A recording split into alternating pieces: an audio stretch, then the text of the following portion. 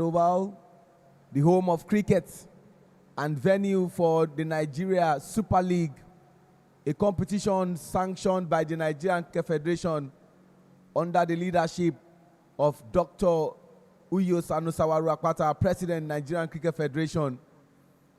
Today is day 6, match 11 is up for your viewing pleasure, and it will see Northern Lions, who are yet to taste a defeat, and the only side yet to taste a defeat at this tournament, led by their captain, Sylvester Okwe, former captain of the Nigerian national team, the Yellow Greens, taking on the Eastern Elephants, who have been very unlucky in their 2 matches.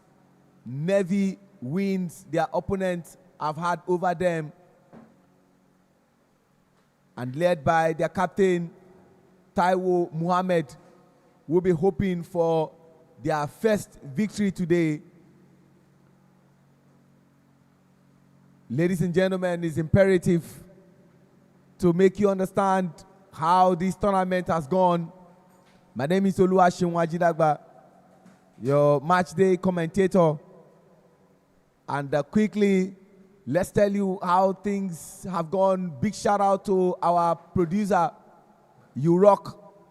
The very first game that happened last week Friday, which was the first game, Saran Sharks, led by the captain, Isaac Okwe, taking on the younger brother, Sylvester Okwe, captain of Northern Lions. Northern Lions winning that by 4 wickets. And the game between the Western Dolphins and the Middle Belt Tigers. Western Dolphins led by the captain, Vincent Adewoye, national team player. And Middle Belt Tigers led by their own captain, Sulaimon Rushewe, captain of Nigeria's national team. Middle Belt Tigers winning that one by 4 wickets. The other game, which is the 3rd match of this competition, the Central Eagles, captained by Peter Hall, the man who owns the Guinness World Record for bowling, and that was achieved against Sierra Leone at the University of Lagos Cricket Oval in 2021, the month of September, with 6 wickets for 5 runs in 3.4 overs and 1 maiden, defeating the Eastern Elephants by 1 run. What a nervy win for the Central Eagles. Saran Sharks bounced back after their first game loss by defeating the Western Dolphins, inflicting the 2nd loss of the Western Dolphins, beating them by 48 runs. The Middle Belt Tigers won their 2nd game, beating the Eastern Elephants by 2 runs. What a nervy victory for the Middle Belt Tigers over the Eastern Elephants. The Northern Lions got the better of the Central Eagles in a convincing fashion, beating them by 50 runs. And of course, match 7 saw the Western Dolphins against the Northern Lions. The Northern Lions winning that by 5 wickets. And the Central Eagles in match 8 of this competition narrowly defeated the Middle Belt Tigers by 1 run, inflicting the first loss for the Middle Belt Tigers. And the Southern Sharks, the game that was supposed to play yesterday, was abandoned, and the other game saw the Central Eagles getting the better of the Western Dolphins. Let's go straight to the batting scorecard now. Leading the bat is Salim Salau of the Central Eagles. 4 matches, 117 runs, highest score of 83, and a strike rate of 134.48. He has scored 150 and 10 fours to his credit and 7 sixes. Ehosa Agedo Destiny, one of the few players to have picked 2 Player of the Match award for Middle Belt Tigers, has played 3 matches, scored 81 runs, and his highest score was 40. And of course, Okwe Sylvester, the best batter as far as the Club Cricket Committee League and captain of the Northern Lions, is 3rd on the batting chart. 3 matches he has played, 80 runs, and his highest score is 44. And of course, Elijah Saturday Jimmy, has 60 runs to his credit after playing 3 matches, and Victor Ipoli has 59 from 2 matches. That's the batting. Let's leave that. Thank you, super producer. Let's get straight to the bowling. Okwe Sylvester is leading the line after 3 matches, has 7 wickets to his credit, and of course, economy rate of 2.59. Udekwe Chiemele, who plays for the Western Dolphins, who are yet to chase victory at this tournament, has played 4 matches, has 7 wickets to his credit, and economy rate of 6.46.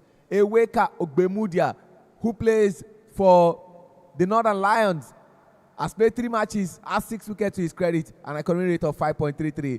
And of course, Peter Hall, the captain of the Central Eagles, played 4 matches, 6 wickets to his credit, and that's how things are panned out when it comes to the bowling. Ladies and gentlemen, let's go straight to individual match and how players have been able to do their duty. We'll come back to the individual match. I've seen Isesele Odion Evangel of Saran Sharks. He has 12 fours to his credit. But let me also tell you that as far as fours is concerned, a total of 142 have been played after 10 rounds of matches. And of course, the man with the highest is Isesele. Selim Salah is second with 10 of Central Eagles. Okwe Sylvester of Northern Lions has 8. Of course, that's how things have panned out. And of course, let's go straight to other matters that will catch your fancy, and we'll be sharing that with you. Individual match, Northern Lions against the Eastern Elephant. What you are going to be seeing as far as matches that are concerned, the game that is up for your viewing pleasure now is the Northern Lions versus the Eastern Elephants. Later this afternoon, the Saran Sharks will slug it out with the Middlebelt Tigers. Saran Sharks later will take on Central Eagles, and that game will come up tomorrow. And of course, Western Dolphins versus the Eastern Elephant. That will be the last game for the Western Dolphins. They don't have any fighting chance of a playoff. Neither can they qualify for the final. And of course, the last game that will end proceedings will see the Northern Lions taking on the Middlebelt Tigers. It's a battle of the former captain of the national team and the current captain. But the game that is up for your viewing pleasure will see Northern Lions versus the Eastern Elephant. What a game we have on our hands. If the Northern Lions get a victory here, it will be an unblemished record that they currently have. They are the best side as we speak by virtue of playing 3 matches and not tasting any defeat. But the Northern Lions would look to make it 4 out of 4. While for the Eastern Elephant, they've been very unlucky. First game, 1-run loss. Second game, 2-run loss. Will today be the day where their coaches will have something to smile? The captain of the side, Taiwo Mohammed, is optimistic that today will just be the day they might get their first victory. Same as their coach, Tamuno John, and of course, Efosa Agawa. While for the Northern Lions, their coach is expecting that in that same line where they have been very imperious, they continue in that stead. And the coach is Sheye Olympio, and of course, the former coach of the female Yellow Greens, Onome Ogenekewe. Let's talk about the officials that we have for this tournament. Amazing officials led by Habib Dahiru Amoto Balogun Enesi, the man who is on the ICC Africa panel and the first Nigerian to achieve that. Coincidentally, Habib Dahiru Amoto Enesi will be at the center for the game between the Northern Lions and the Eastern Elephant. He will be assisted by Ramon Adelakun, who made his T20 umpiring debut at the second West Africa Trophy in Abuja, where Nigeria hosted and had countries like Nigeria, countries like Sierra Leone, not also forgetting Rwanda, and of course, a country that has been out of cricket for close to 8 years, Zambia, staging a return. The third umpire for today is umpire Sukomi or Dedele. Other umpires that are worthy of mention, umpire Kende Olambiwonu, umpire Temitope Oniko Ijaba, umpire Wale Adekoya, not also forgetting umpire Taiwo Oladunjoye. Ladies and gentlemen, we had the toss some minutes ago, and my colleague Peter Oladoshu was at the center taking proceedings of the toss. We leave you to see highlight of what transpired at the center, and we'll be back to take the squad list of both teams. Another round of fixtures in the Nigerian Super League. It is the game between the Eastern Elephants and the Northern Lions. To my far and right, it is the third umpire for today, Sukome, skipper of the Eastern Elephants, Taiwo Mohammed, as well as Sylvester Okwe, the captain of the Northern Lions. Sylvester, home team, you will take the toss. Tails is the call.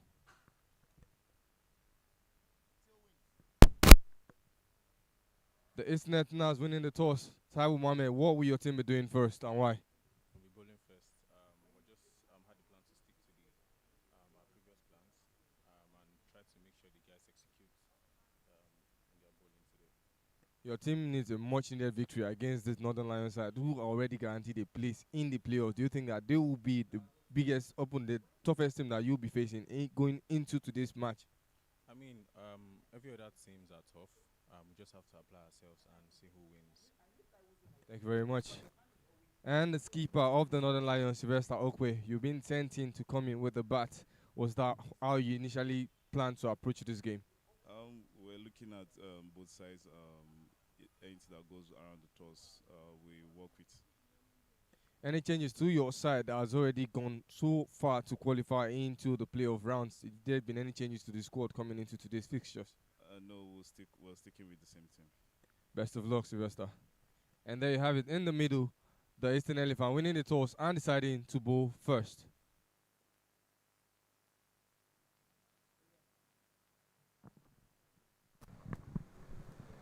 That was how things panned out from the center. And ladies and gentlemen, this is match 11, day 6 of the Nigeria Super League. On your screen is the away team led by their captain, Taiwo Mohammed, Dada Tolu Alashe, Femi Oresonwo, Victor Ipoli, Jimo Abdurrahman, Karim Gafar, Mohammed Ridwan, Okeke Izuchukwu, Paul Palm, Pius Favor, Ramon Ali, and Onoshagbe Joseph. It's time for me to introduce my colleague who will be joining me at the commentary position this wonderful morning. Super excited to have you join me this morning, Peter, and you take us through the squad list of Northern Lions. Good morning. Good morning, Ajidagba. And the squad list for the Northern Lions will be Sylvester Okwe, that is the skipper, starting with, followed by Kere Sesele, Becky Mubarak, Elijah Saturday, Eweka, alongside Ozana, Isaac, Miracle, Okasha, still in the team, Rened as well, Karim Ridwan, and Selim Mogeji. Those are the starting 11 for the Northern Lions, team that's already in the playoff rounds of fixtures, and the Eastern Elephants, who are very much desperate for that first win. We've seen the Western Dolphins already kicked out of the competition and can only pray for pride as they only have one game to go. But the Eastern Elephants still have that chance with 3 games at hand, and this might actually give them that boost that they need to get into that playoff round if they eventually do pick it up. Peter, let me just quickly ask you how excited that we have a family battle that is going to happen in this game. We have the Iseseles playing against each other. We have Gafar and Karim playing against each other. So that's one interesting battle that we are looking out for. How excited are you? I'm actually very excited. I'm even more excited with how competitive both teams are, especially the Eastern Elephant, only losing by a narrow margin on both occasions. But that tells you that regardless of family, that they know how to put family aside. We saw Isesele catching his brother in that cut and bold return in the first game of between the Southern Sharks and the Northern Lions. So regardless of whatever it is, they know how to put rivalry aside and mix it up a little bit. You know, cricket is a gentleman's game. We saw Salim Salah being very, very jovial with David of the Western Dolphins, even when the game was at the hottest. Seeing families come together and be able to play for different teams and still compete at the top level just tells you just how much professionalism has been set in by not just the players but the team as well. Thank you very much, Peter. While we give props to the umpire for a fantastic job, it's imperative to say that the ground staff have been very amazing, from Abu to Mark Ezra to Khalifa and every Adamu. You deserve all the flowers that you are getting, and we say a big thank you. Shout out to our media manager of the Nigerian Cricket Federation, Mr. Zilibe. Shout out to the tournament coordinator of this Nigeria Super League in terms of ensuring that things work out the way it's supposed to be. Rixin Tete, who is the man controlling things as far as administration is concerned at Tafa Balewa Kerewa. It's also imperative to say that the people behind the camera, they are the unseen people, but they do a fantastic job. From Chibuzo to David to Femi to Timileyin, and the man who spearheads everything that concerns production, Mr. Abayomi Ayonusi, my brother and my friend, who is also a commentator on his own, but then everybody has a role, but like they say, so ladies and gentlemen, we are in for a blockbuster fixture, not without saying a big thank you to the biggest sponsor of this tournament, God Almighty, for giving us a perfect weather. As at this time yesterday, it was unplayable because heavens came down, but today you could see the scorching sun, and checking up on the weather forecast, 32 degrees Celsius, that's what we are, and this is a perfect weather for the game of cricket to go ahead as planned. And the first ball is about to be bowled from the Court of Appeal end.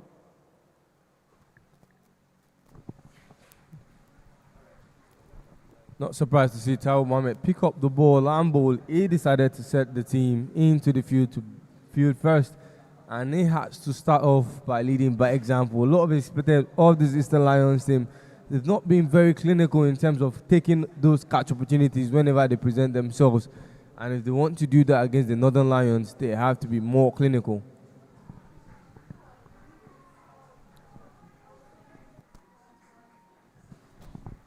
That is a maximum. A big start for Elijah Jimmy. Not the kind of starts that would encourage the Eastern Elephant, but certainly there is a boost for the Northern Lions. Again, that's power play over Jing is still very much on, but so far 6 runs off just 2 deliveries.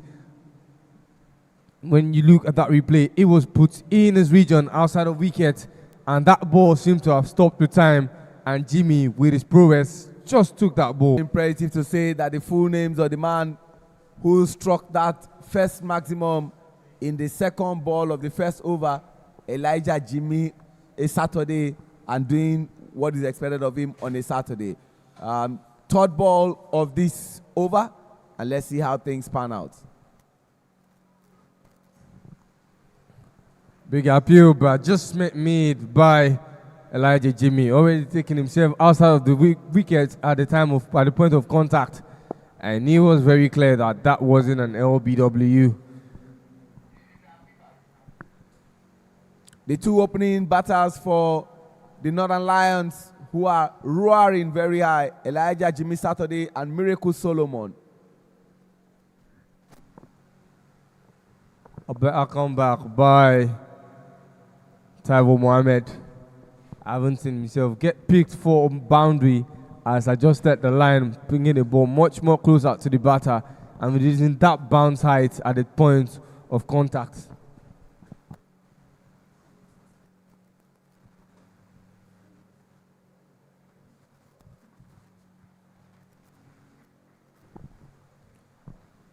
No run of the last 3, as that 6 runs has already given a little bit of ease of tension to the Northern Lions. They're not trying to be exploitive at this point. They just want to keep the runs taken, and so far they've gotten an overweight of runs on the board, and as it seems, it is comfortable and it's not time to be all risky.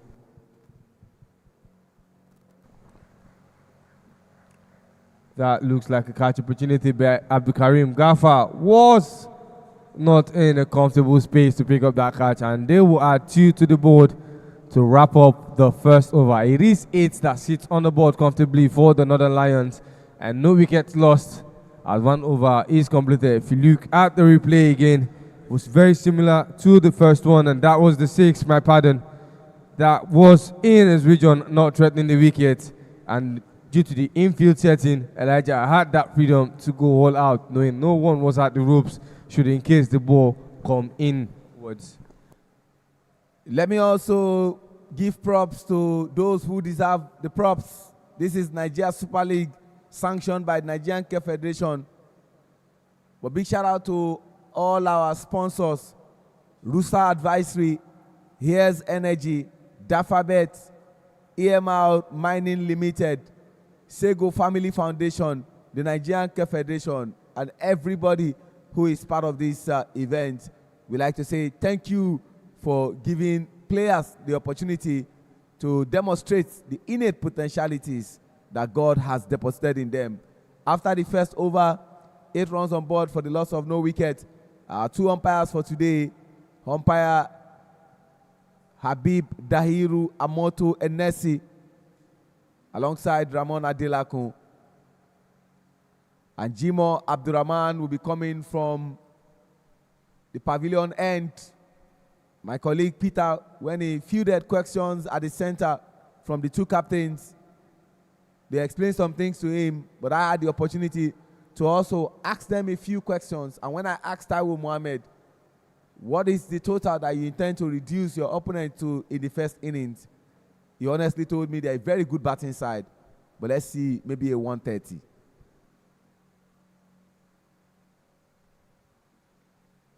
Great start from Jimo Abdurrahman.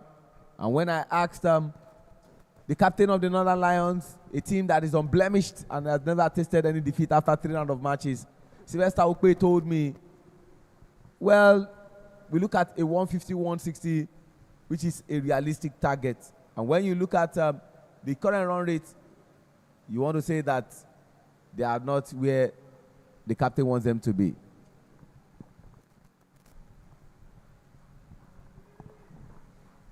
So far, it appears that what the Northern Lions are trying to do is just try and play out with as many wickets as they have, as many wickets as they can, and for as long as they can, it runs in the first 2 overs. Isn't that bad, as we're very used to seeing teams become explosive and become more adventurous in the 3rd and 4th over. So just get the first 2 overs completed first, and then in the next 2 overs that come up, there will be more situations where boundary shots and bigger shots will be employed. I agree with you 200%, Peter.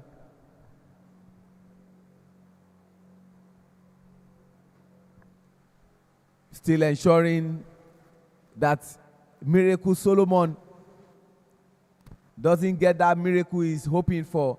Solomon means you are very wise, but rather is the bowler that is bowling wisely. 3 balls, no run, to the delight of his teammates. It was just a matter of time before that infield would be exploited, as there was no one in that region of the field setting. And Miracle finally ticks off the board, adding 4 more runs to the board for the Northern Lions. Maybe I spoke too soon.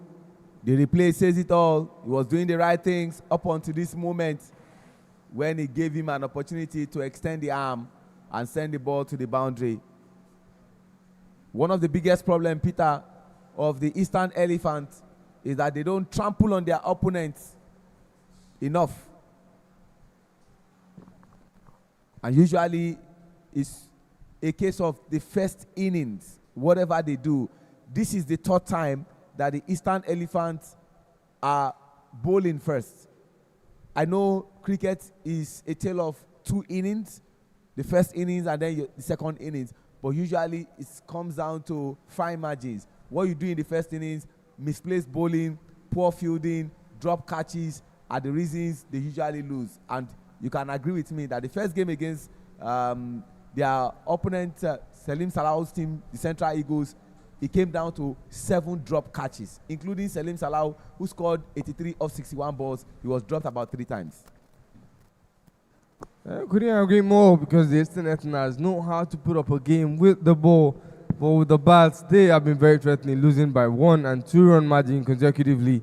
But they will need more than that, as those narrow margin losses will not help them out if they look to secure a spot in the knockout phase of the competition. An end to the second over it has come, and it's 13 that is on the board for no wickets lost. The current run rate sits at 6.50 and the projected score is 130. My colleague Peter Oladoshu has been asking a pertinent question from day one. And you know, this tournament, we are having 20 matches across 15 days, one venue, and eventually one winner. Can we have a power play without a wicket falling?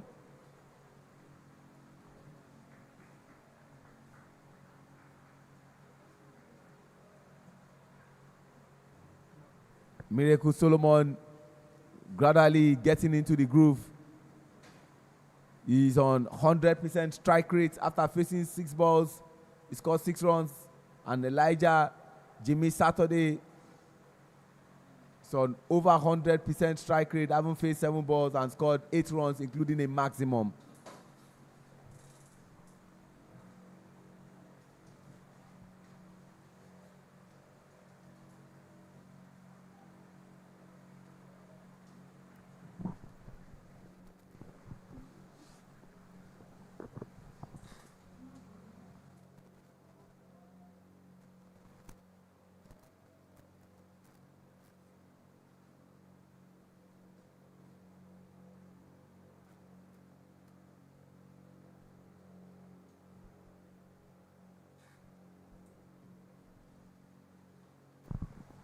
Next, the bottom end of the bat. But there was a few that in that space, as that ball couldn't race for a boundary, but what it certainly did was get Elijah Jimmy off the strike, sending Miracle to face for the second time in this inning. This over, my corrections. Put batters off to a good strike with both batters on 100% strike rate. 6 of 6 for Elijah and 9 of 9. So 9 of 9 for Elijah and 6 of 6 for Miracle. And still maintaining the strike rate. It is 7 of 7 balls faced. 2 more balls to end the third over. The Northern Lions are starting off slowly. And so far it seems that the Elephants are doing everything to keep the runs in check and minimizing on all those extras before the power play can come to an end. But for now, there is no wickets, which means that the Lions are playing comfortably. Scratch that. That will be a big one. It's been exploiting the gap very often, exploiting the infield setting. And decision to not put any fielder at the deep behind the umpire at the non-striker's end. Perfect. I'm lofting the ball over the entire field. And that one bounce sends the ball to the boundary. I also think that Taiwo should look at what he's doing and why Elijah is so comfortable playing those kind of shots. Once he drops it in that region where Elijah is comfortable, he just picks him without any issue at all. What the Northern Lions are seeming to do is keep the runs at least 6 per over, and they're doing that comfortably with the runs sitting at 6.67, and they've maintained that stride from the very first over. And then to the third over, it has come, and it's 20 for no loss. See that again on replay, how Elijah sent that ball to the boundary. That is the region he likes. That is the shot he likes to play. And if Taiwo consistently does that, we would only have one result. It's either a maximum or the ball sent for 4 runs. So he needs to understand. Maybe just a suggestion, he needs to take a recourse and probably bring on a spinner and see how they can do some damage, because we are still fielding inside the inner ring because the power play is not done yet. And the field is not open. So there's an opportunity for him to take those chances. But again, we are back into the 4th over, and Jimo Abdurrahman is given the task to try and cut down the runs. In his first over, he gave away 5 runs. Let's see what he does in this second over.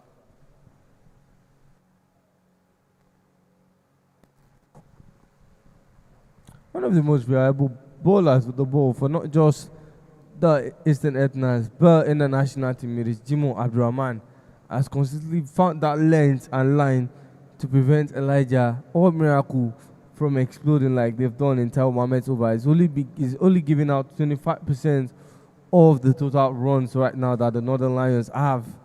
And while they look to maintain that 6-run strike rate, I would not be surprised if I see Miracle try to go big.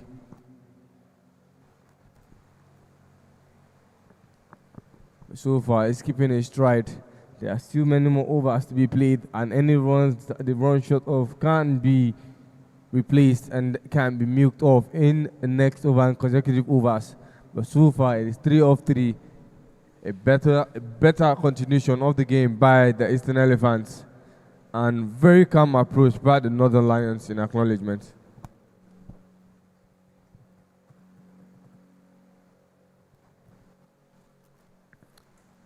You can say Jimo Abdurrahman is Mr. Damage Control.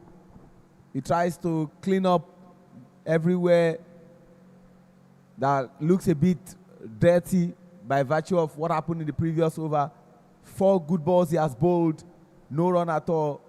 And of course, it's interesting to say that the man bowling is putting on jersey number 6, and the person batting is putting on 66, so it's 6-6-6.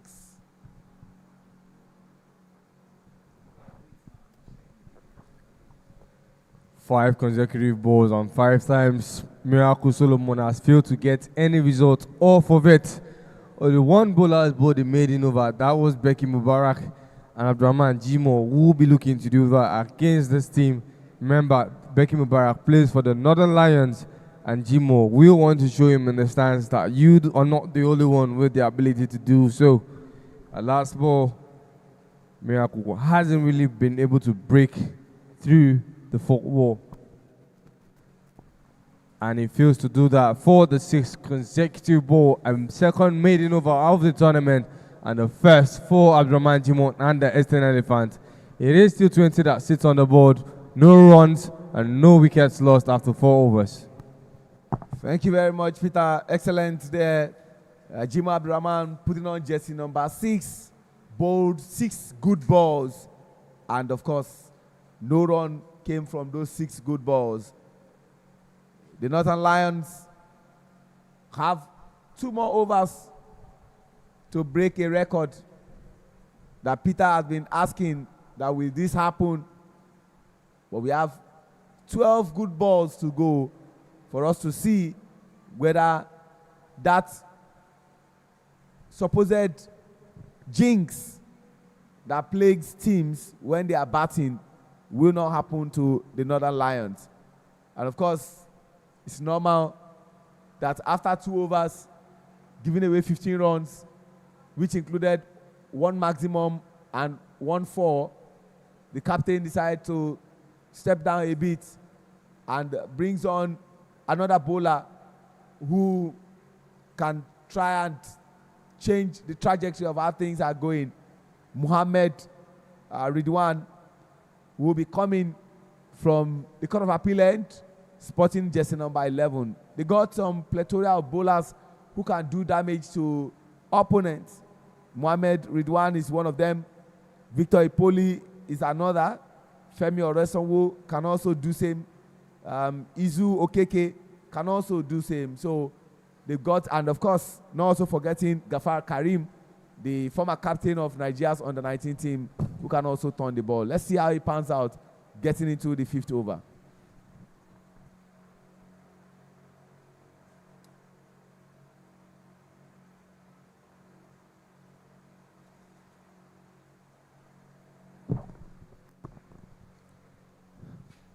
Let turn by the ball, Elijah Jimmy certainly wasn't expecting that, and they've continued from where they stopped.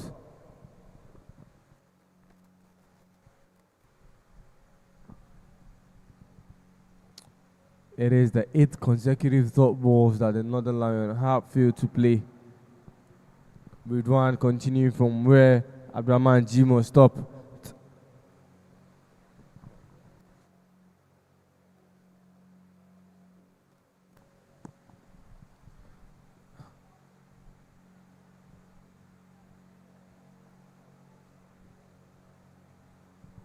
Miracle is now the one at the non-striker's end telling Elijah to calm down and approach the ball with no difference and not try to take any risk, protect that stumps and build up that very much in their partnerships that we so desire.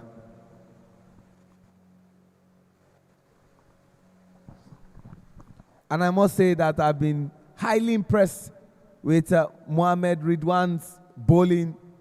That's what spinners offer you, prompt, sharp, and when they drop the ball in that region that is so uncomfortable for the batter, it's always a beauty to watch.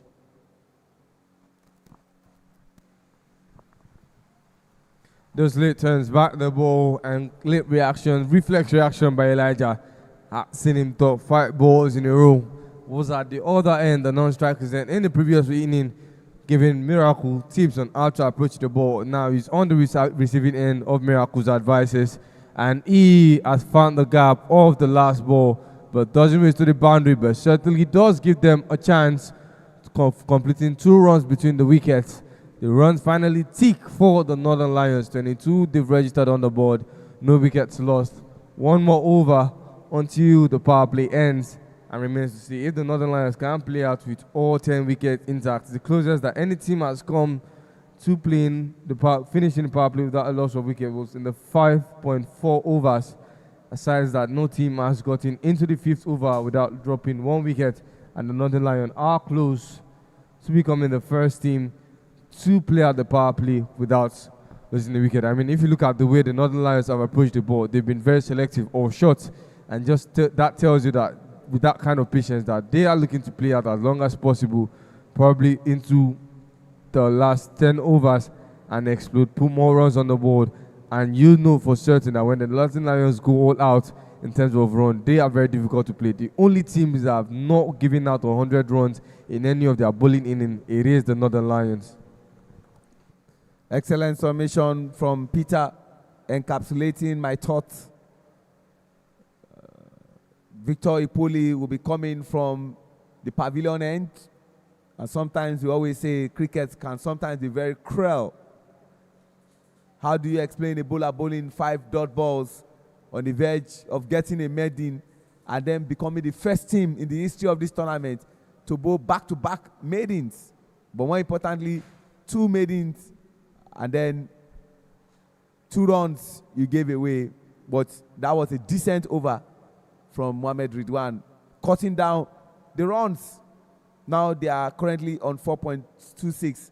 And Victor Ipoli, the man who plays for Federal Government College, Warri Old Student Association, has started on a bright spot. First ball and no run.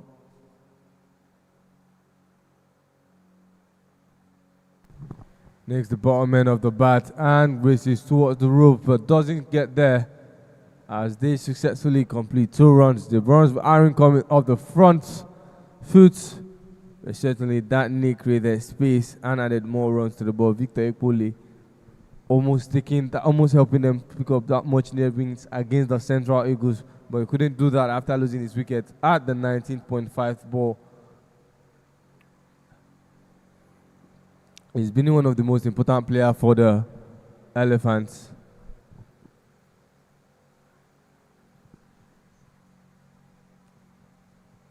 You have to compliment. I don't know what the Elephants have gone back to the drawing board to do, but whatever it is that they are doing it just right. They have not bowled any extra in this inning since they started. There has been no extra run, which means that every run that the Northern Lions have scored has come off the bat.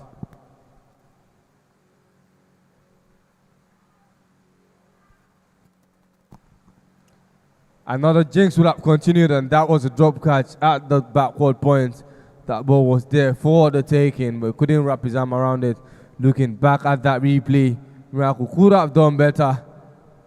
Probably didn't have his bat in the right angle. That ball just dropped in front of the fielder. Good attempt, great stop. No run was scored, but that wicket would have been a big boost for the Elephant. That was Paul Palm who dropped that, and Victor Ipoli bowling to Miracle. It's a case of 2 familiar foes They both know each other so well. Miracle plays for Federal Government College, Warri Old Student Association, same as Victor Ipoli. So they know themselves very well. And now it will be FGC versus FCC, 2Fs.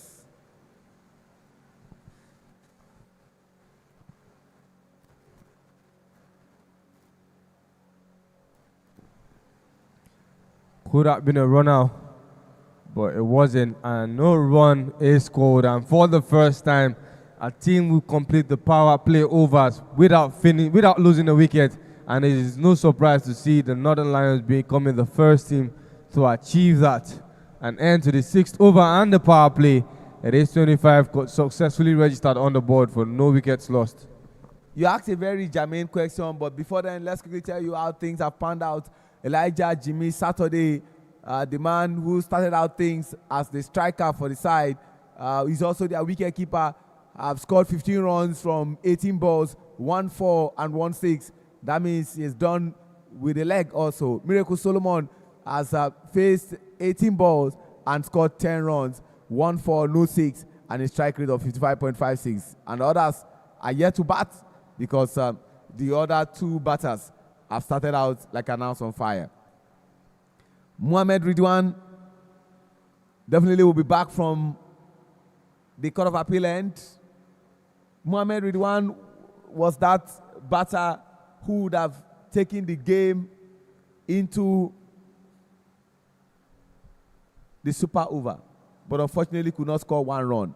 They needed 2 runs to win and 1 run to tie and take it to a super over, just like we saw at the female invitational where Nigeria played against the South African under-19 team.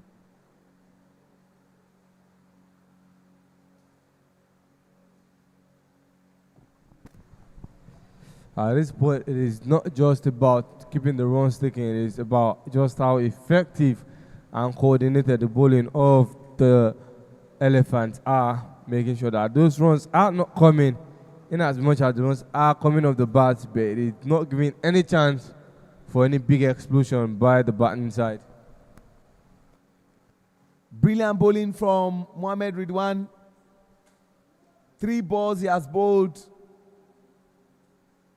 and you have to say that of that 3, 2 have been dots.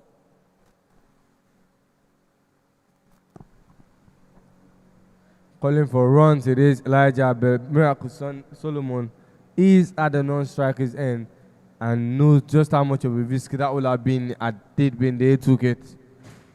The outfielders have not been given that much of a task.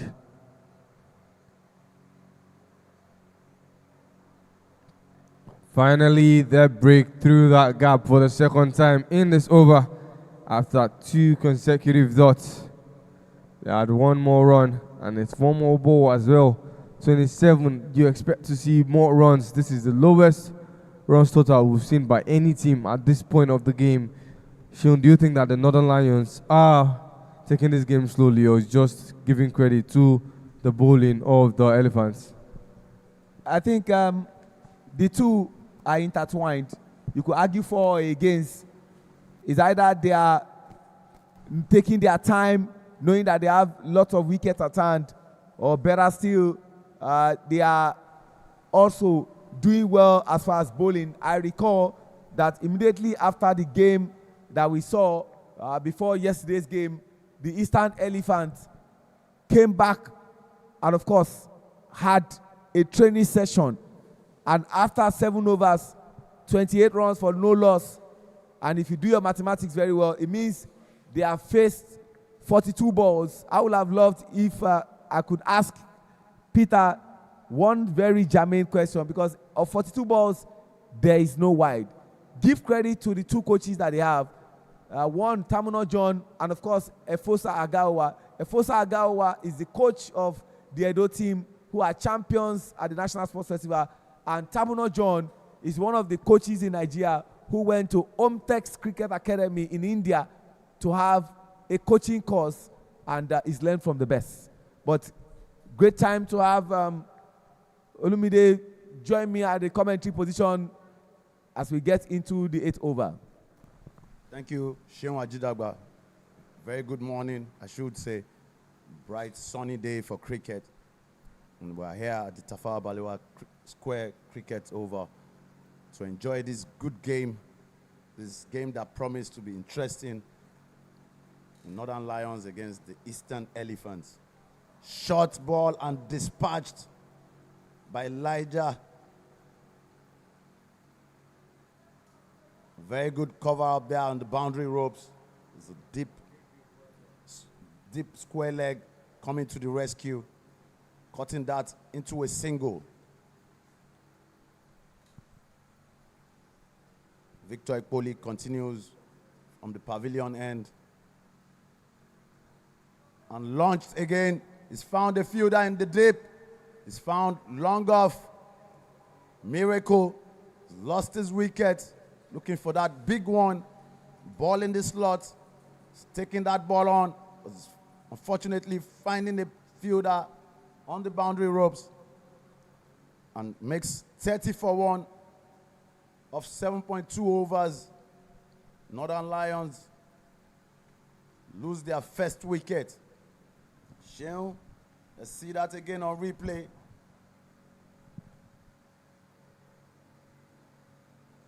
Finds a fielder in number 18, takes a perfect catch.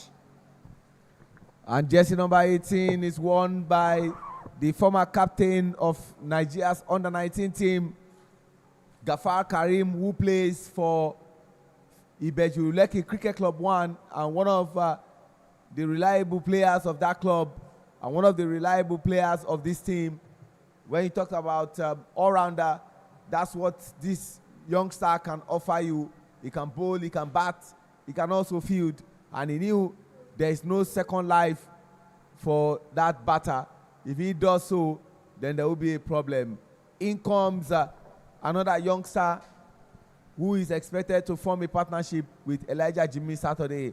Osana Omonkobio is the one who comes in. Osana Omonkobio is the second best wicket keeper at the just concluded CCC League. Up until the final day, it was looking like it's his title to lose, but Jimmy Saturday had to take that away from him. Brilliant young lad. He's come to the crease and off he goes. Not wasting any time at all. He's driven that ball. He's gotten a single off his first ball. You can see the intent there. I'm sure they are short, they are behind, considering the total on the scoreboard. 31 for 1, 7.4 overs. They need to step on gas. They did not maximize their power play overs, trying to keep their wicket. They didn't really go all out in power play overs. They were just trying to milk the ball, and a lot of credit goes to the fielding side. They've been watertight, no extras, all balls on the money. The bats must play the ball. They've come in with a plan and they're executing it perfectly.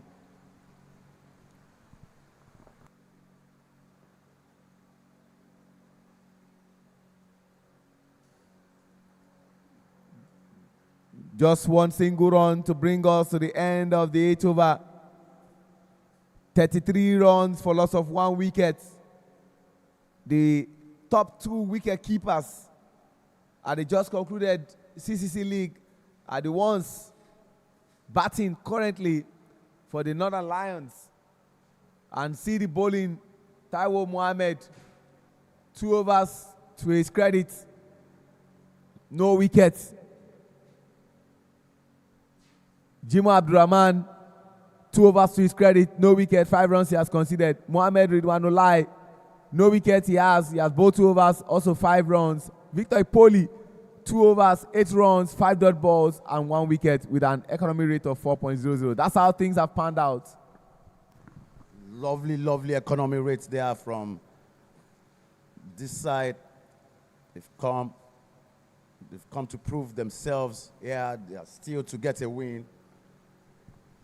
They've started quite nicely here, fighting hard against the almighty Northern Lions. A cheeky one there by Omokobio, not convincing. but he'll get a single from there. Mohamed Ridwan still doing his tricks with the ball. The slower bowling on this pitch here has been very dominant. Spin bowling, I should say.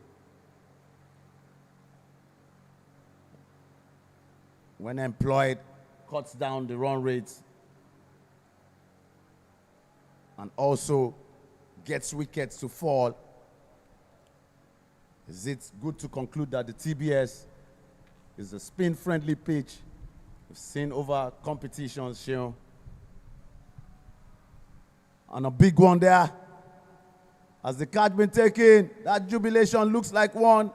He took it so close to the ground. And this will see the end of Elijah. 18 runs of 24 deliveries. He's not happy. I'm sure the team had a plan of playing around him. He being a mainstay for his team. But he's just tossed that up in the air, hold out at long on. Off the bowling of Mohamed Ridwan. I was just saying spin is always taking the better of the day. We've seen pace come on and runs coming out. But look at this again. He's taking that ball on, was in the slot, and look at that for a catch. So close to the ground, Sean. Absolutely, it was looking like that catch wasn't going to happen. But at the end of the day, the catch eventually came through, and Femi Oresonwo was delighted. And that's how things have panned out. It's quite unfortunate. They've lost 2 successive wickets in the 8th over and now in the 9th over, and courtesy of 2 brilliant catches, they knew that there is no way they could give them a second life. And here comes Captain Fantastic. He's expected to play captain's innings, but I'm sure they will want to get his wicket as quickly as possible.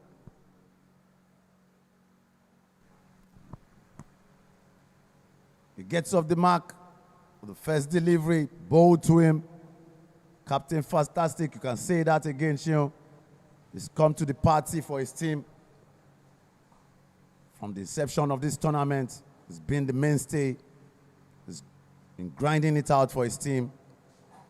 Very good leadership. Very composed captaincy. I should say Sylvester Okwe. Brilliant young man.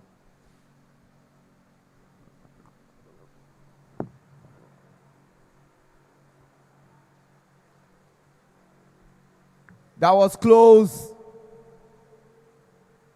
He thought there was a cut behind Ramon Ali, Nigeria's opening batter and the outstanding player of the year at the just concluded CCC League. But then Habib Dahiru Amoto Enesi sees better, same as Ramon Adelakun, and they feel nothing happened there and let the game continue. And I was talking about Ramon Ali. The man is growing in leaps and bounds. Made his debut for Nigeria in March of 2025 when Nigeria hosted the ICC Africa World Cup qualifiers here at the Tafawa Balewa Cricket Oval, where he was the opening batter and played against Namibia. And before we could say Jack Robinson turned a 50 overs game into a T20, scoring quick 50 before losing his wickets. But that slips away. And ball goes for 4. Certainly not what Victor Ipoli envisaged. Bowling to a region where he had little or no protection. And the ball beat the fielder. See that again. It was very easy for Captain Sylvester Okwe to turn his body and score that 4 runs.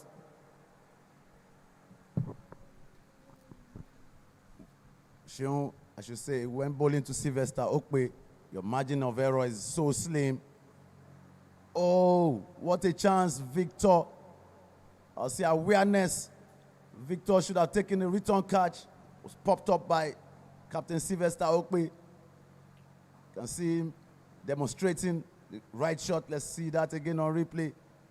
You can see him just chipping that up. Victor, not there. You need to be aware as a young lad. That's a chance. You turn half chances into full chances. It makes the difference. Oh, he's come back strong. Victor Ikpoli. Good comeback there. And I'm giving so much credit to this team. The Eastern Elephants. Brilliant there, beating the Bats outright. Eastern Elephants have refused to give an extra in this game. Brilliant, brilliant. And it's in the air. It's taking an edge. Oh, brilliant catch there, treading back. Oh, Mohammed Ridwan has taken a blinder of a catch there, treading back. Was looking through his shoulders. Made sure that catch was completed. And he's gotten the better of Uzana Mokobio. He's just used the edge of the bat. He's chipped that in the air. The wicket goes down. And the umpires will call for water now. It's just 3 balls shy of that 10 over mark for water break, refreshment break. What a great performance from the Eastern Elephants, Cheon. You can say that again. Thank you very much, my brother, my friend, Olumide Ajao Grace. And see that again, what Osana Omonkobio did. And Mohammed Ridwan caught that ball calmly. And talking about refreshment, one person who is in charge of the refreshment of the commentators. No prize for guessing endurance of fame. Not done really what he's supposed to do, but he's given a call that today he's going to make up for what has happened in the last 8 days. And of course, super excited to know that the man we've always talked about, endurance of fame, doing what he's supposed to do, he's back to what he loves to do. He's a very, very busy person, but today he's created time to see what he can do. And these drinks breaks affords us the opportunity to also take a recourse and step down a bit and come back bigger, stronger, and better for what looks more like the concluding part of the first innings. This is not where the Northern Lions want to be, but that's where the Eastern Elephants have kept them. We'll be back.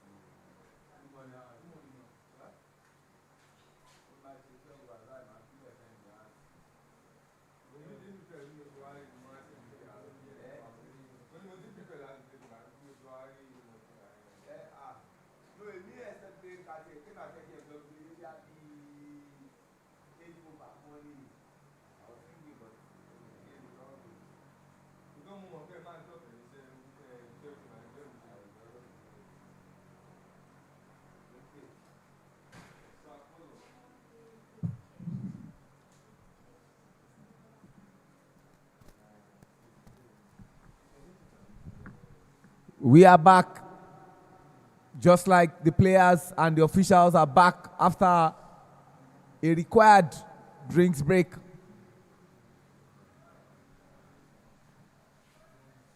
And I've always said something, Olumide, drinks break does one thing. It's either he makes the bowling side better or he makes the batting side better. Whichever one, we wait and see. Yeah, I think it makes the bowling side better from experience. There's always a wicket fall after the water break. It's superstitious, but that is what we've experienced. Shot pulled away just for a single. Ladies and gentlemen, after 10 overs, 43 runs for loss of 3 wickets, Isaac Oyengba, 100% strike rate, and Sylvester Okpe, 7 runs from 4 balls faced. I must say that the current run rate is sitting at 4.30 and the projected score is 86. But one thing is that for the very first time I will see in cricket, I need someone to correct me. I've never seen a team bowl 10 overs without a wide. 60 balls. Sorry, Sheon. There was a wide ball in this in the 10th over by Victor when he came back after water. So just one wide ball of that 10 overs. Oh, probably I wasn't. I missed that, but I was going to give them their props. But one wide in 60 balls, I think is big ups to them. Very, very good bowling. Just as you mentioned, the fielding also has been complimentary. We've seen a lot of drop catches. Shion very well said. Just one wide of 10 overs delivered. It's complimentary. They've worked and they've bowled according to plan. I'm sure they had this plan in their dugouts this morning, and they've executed it perfectly. They've continued to bowl very well, bowling to the field. We've not seen a drop catch today, Sheon. They've taken their 2 catches, their 2 chances, and the field is looking very, very composed at this moment. Restricting this Northern Lion that we know a very good batting side to this paltry current run rate of 4.229. Olumide, you've seen cricket at the highest level. And of course, you always hear when they say catches win matches, especially for an unbeaten side and a very good batting side like the Northern Lions. You don't want to give anybody a second life. You don't want to give anybody a second life. All 3 catches. Sylvester Okwe caught that ball away powerfully. That was a fielder there trying his best to stop that ball from running into the boundary, but that ball ended up running into that boundary ropes. Very good effort there from Victor Ikoli. And it shows you the caliber of man that Sylvester Okwe is. He's moved to 12 of 6 deliveries. That's 200% strike rate. Look at that again for a replay. Struck that powerfully. And look at Victor doing everything in his... Yeah,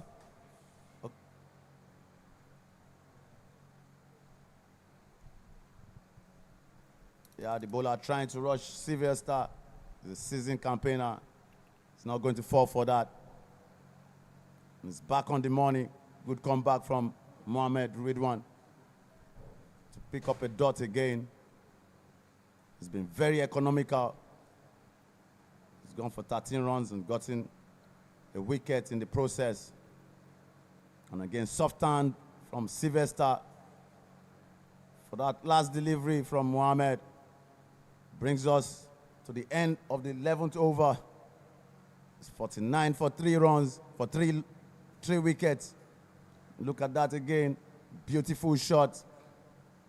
When Sylvester is batting, is sure that we are going to see some cricketing shots. Is that man in form? He's not shying away from that. You give him width, he's going to cut you away. You put it in that arc, it's going to play you all the way over your head. And this brings in a new bowler from the pavilion end, a young chap, captain Nigeria under 19, Karim Gafar, left-arm spinner. You see, setting his field. Current run rate still sits at 4.45, and projecting with that, we'll have 89 at the end of 20 if they continue this way. They're bringing down that total. And one quick single there, flicked down the leg, finds that short, fine leg fielder, returns it fast, but quick fit, makes that one run easy single. They say you run the first one fast. Exactly what they did. Got a single from that first delivery. He's walked that ball to the leg side again, finding that man within the inner circle. Toluwalashe Dada. There's a situation on the pitch. Bowler is down. He's been struck by the ball. Medics have been called on. Hope he's not too serious.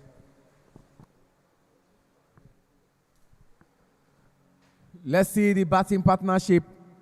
Elijah Saturday Jimmy and Miracle Solomon combined to face 45 balls and scored 30 runs. Elijah Saturday Jimmy and Osana Omonkobio didn't have much partnership. Faced 6 balls and scored 4 runs. Osana Omonkobio and Okwe Sylvester also didn't have much partnership. They scored 6 runs from 7 balls. And now Isaac Oyengba and of course Okwe Sylvester have combined to face 10 balls and have scored 11 runs. They will be hoping for a much better partnership. Yet to bat, Akere Isesele, Karim Ridwan, Becky Mubarak Kende, Rainet Osage, Eweka Ogbemudia, and Okasha Isiaku. That is the batting lineup, except something changes. Those are the people you are expecting to come in that order. At this stage, you have to say the decision of Captain Taiwo Mohammed when he won the toss, despite being the away team and electing to field, is paid off, at least up until this moment. Because he said to me, while I will not discredit the Northern Lions to be a batting side, truth of the matter is these guys have to be reduced to about 130. See that again on replay. Played it up. That's the first wicket. The man who got injured is the one who picked that catch.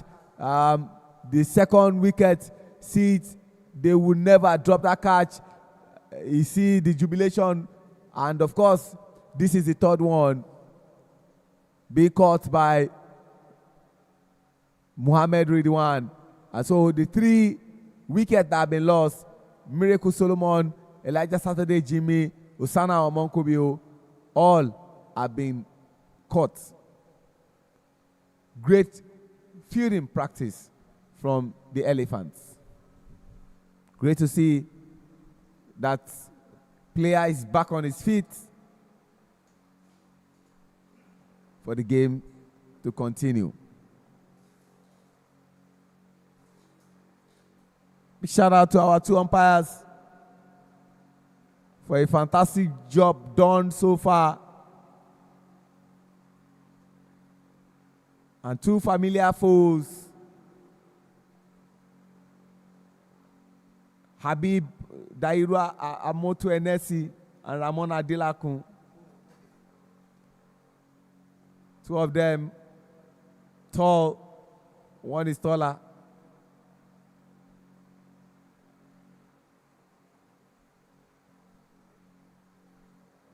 And the umpire had to call on the captain for a briefing. Whatever they are saying, we don't know, but I'm sure it's a message that is being passed across.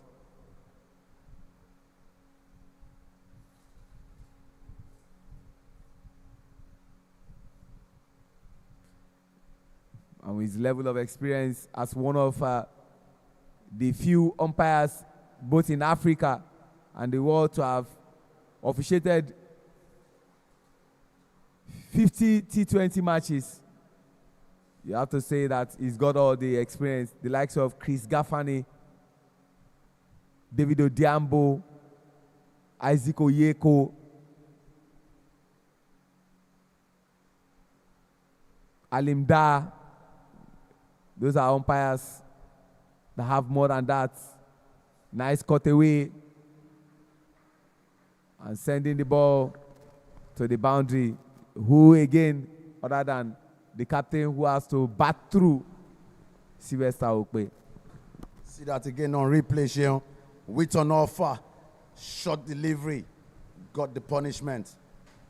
The batsman of his caliber would not allow you go away or get away with that loose ball. That's very loose of a delivery from Karim Ghaffar. Not threatening at all, and he got the treatment. He's picked it up now, better delivery, but he will still get a single. Sylvester is not to be kept quiet. He's a batsman that talks with his bat. He's not shy. He doesn't shy away from expressing himself with the bat. He scored some significantly proper runs for his team in winning ways. You want to contribute, and your contribution, you want it to matter. Brings us to the end of the 12th over. It's 57 for 3. Let's see that again. With an offer, cut away powerfully into the gap. Brilliant batsman, brilliant young man. Good to see. Good to see, and what good thing we are going to see is a change in commentary position. And it's high time I brought on my brother, my friend, the man who is in charge of all the commentators as far as their refreshment and every other thing is concerned. Former captain of Nigeria Cricket National Team, player representative on the board of the Cricket Federation. Endurance of him is back after a long hiatus owing to exigencies beyond his control, but he loves this job and one of the finest match day commentators for Africa. Endurance, great to have you at the commentary position. Thank you, Ajidagba. Good afternoon to our viewers. It's an amazing atmosphere here. Overcast weather, nice, quite sunny. A bit of humid wind here at the Tafabala Square Cricket Oval. His Northern Lion, 57 for 3 after 12 overs. Skipper himself, Sylvester Okpe, 18 of 11. Again, regularly being an aggressor. Isaac Onjemba, who joins him 4 of 6 deliveries. It's Okeke to Sylvester. That OBY delivery, umpire clearly signaling that one. Current run rate sitting at 4.7 and over. Projected score is 95. Hopefully we get some more here with the skipper in. Plenty to play for, just 3 wicket loss, 7 in hand. Skipper there, that man who has shown consistency this season, hopefully can carry his team beyond a decent and defendable total here at the TBS Oval. He'll watch that one go through again. More and more, looks like the batter, the bowler is taking on the pressure. Yesterday, first game rained off. A bit of show in the second half of the day. And clear, Central Eagles been dominating affairs in this tournament thus far. Northern Lions are having a good shape of themselves. If you are just joining us at any point from all over the world, it is the Nigerian Super League. There have been a lot of questions, AJ, about performances and how low the totals have been. And funny enough, when the Hoovers are shooting, we see a bit of aggression. This time, Cream 2 covers. Will it go all the way? Fielder comes around it. A brilliant piece of fielding there, just ensuring it's only 2. And clearly, that man in the middle will not stop grinding away. Endurance. Yes, we've had cases of low totals on this pitch, but I'm not taking anything away from the batters. It's just that the bowling has been dominant or superior. The bowling has been more effective here This ground has been spinner friendly, so captains that know their onions put in their spinners early and get the required wickets. It's hard to grind on, especially facing spin. I talked to some of the players and they told me exactly that. Well, I can't agree less, but clearly the players here, national team players, you've seen a couple of them played in the World Cup under 19s for Nigeria against some quality and decent spinners, but hopefully they can come around this. Clearly, you can see the pattern in this partnership. You see there's purposefulness, there's a thought process around it. If you're not getting the boundaries, you're running the singles and you're running them really hard. Perhaps that's the strategy batters will have to employ in tough circumstances. You can't see and hit every time. I mean, it's part of what you see around the world and different conditions or different surfaces. But clearly, you see that intent from Sylvester Okwe because he's scored over 400 plus runs this season in the league. And coming to this tournament, he was the cricketer of the year in the just concluded league. And you see, he knows what to do. He understands. If it's not there, he gets a single. If it is there, he goes big. He gives himself the opportunity to play as long as possible. Then you can capitalize. Just 64 for 3. See how he's grinding. But already he's on 21 of 13 deliveries. Brilliant display by this young man. You can't say that enough, Andy. This is a seasoned cricketer. He's come from the ranks, under 15, under 17, under 19s, played all those age grade for the country. He's got a lot of game under his belt. And so it is expected of him to come to the party all the time. You saw him lose his wicket at a time and almost put pressure on his team. But they grinded it out. They've got all the wins they've played, and they're trying to get this win as well. They're not doing badly. They started very slowly, getting less than 30 of that power play over. But I'm sure they were working with a plan. They didn't want to lose wickets early. They want to keep their wickets to that 5 more overs, the last 5 overs of the game, and then explode. But he's already in grinding, and you can see him 22 of 15. Some good batting. Oh, stretch and spank that one. Width on offer. Very good fielding at the boundary to stop that from rolling out of the field for 4 runs. Andy. Clearly brings us to the end of the 13th over. 67 for 3. Projected score now sitting on 103.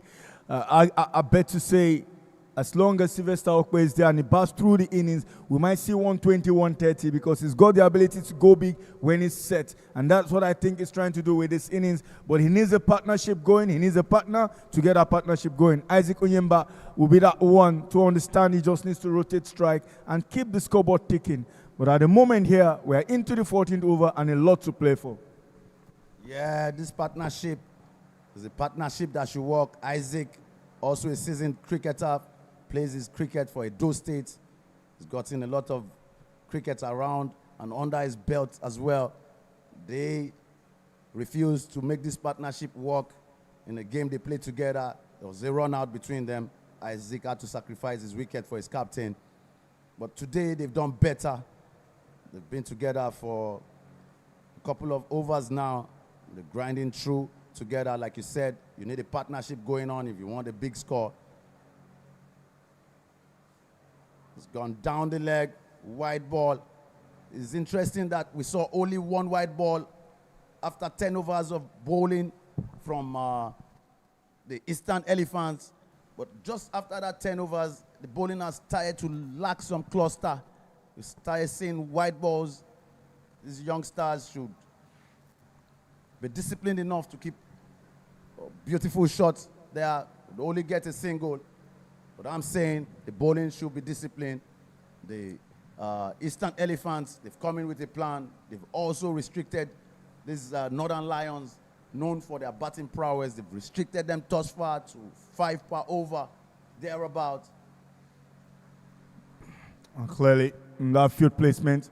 Oh, brilliant running between wicket. Run out of direct hit. Is he gone? Yes, he's gone. Disappointing this.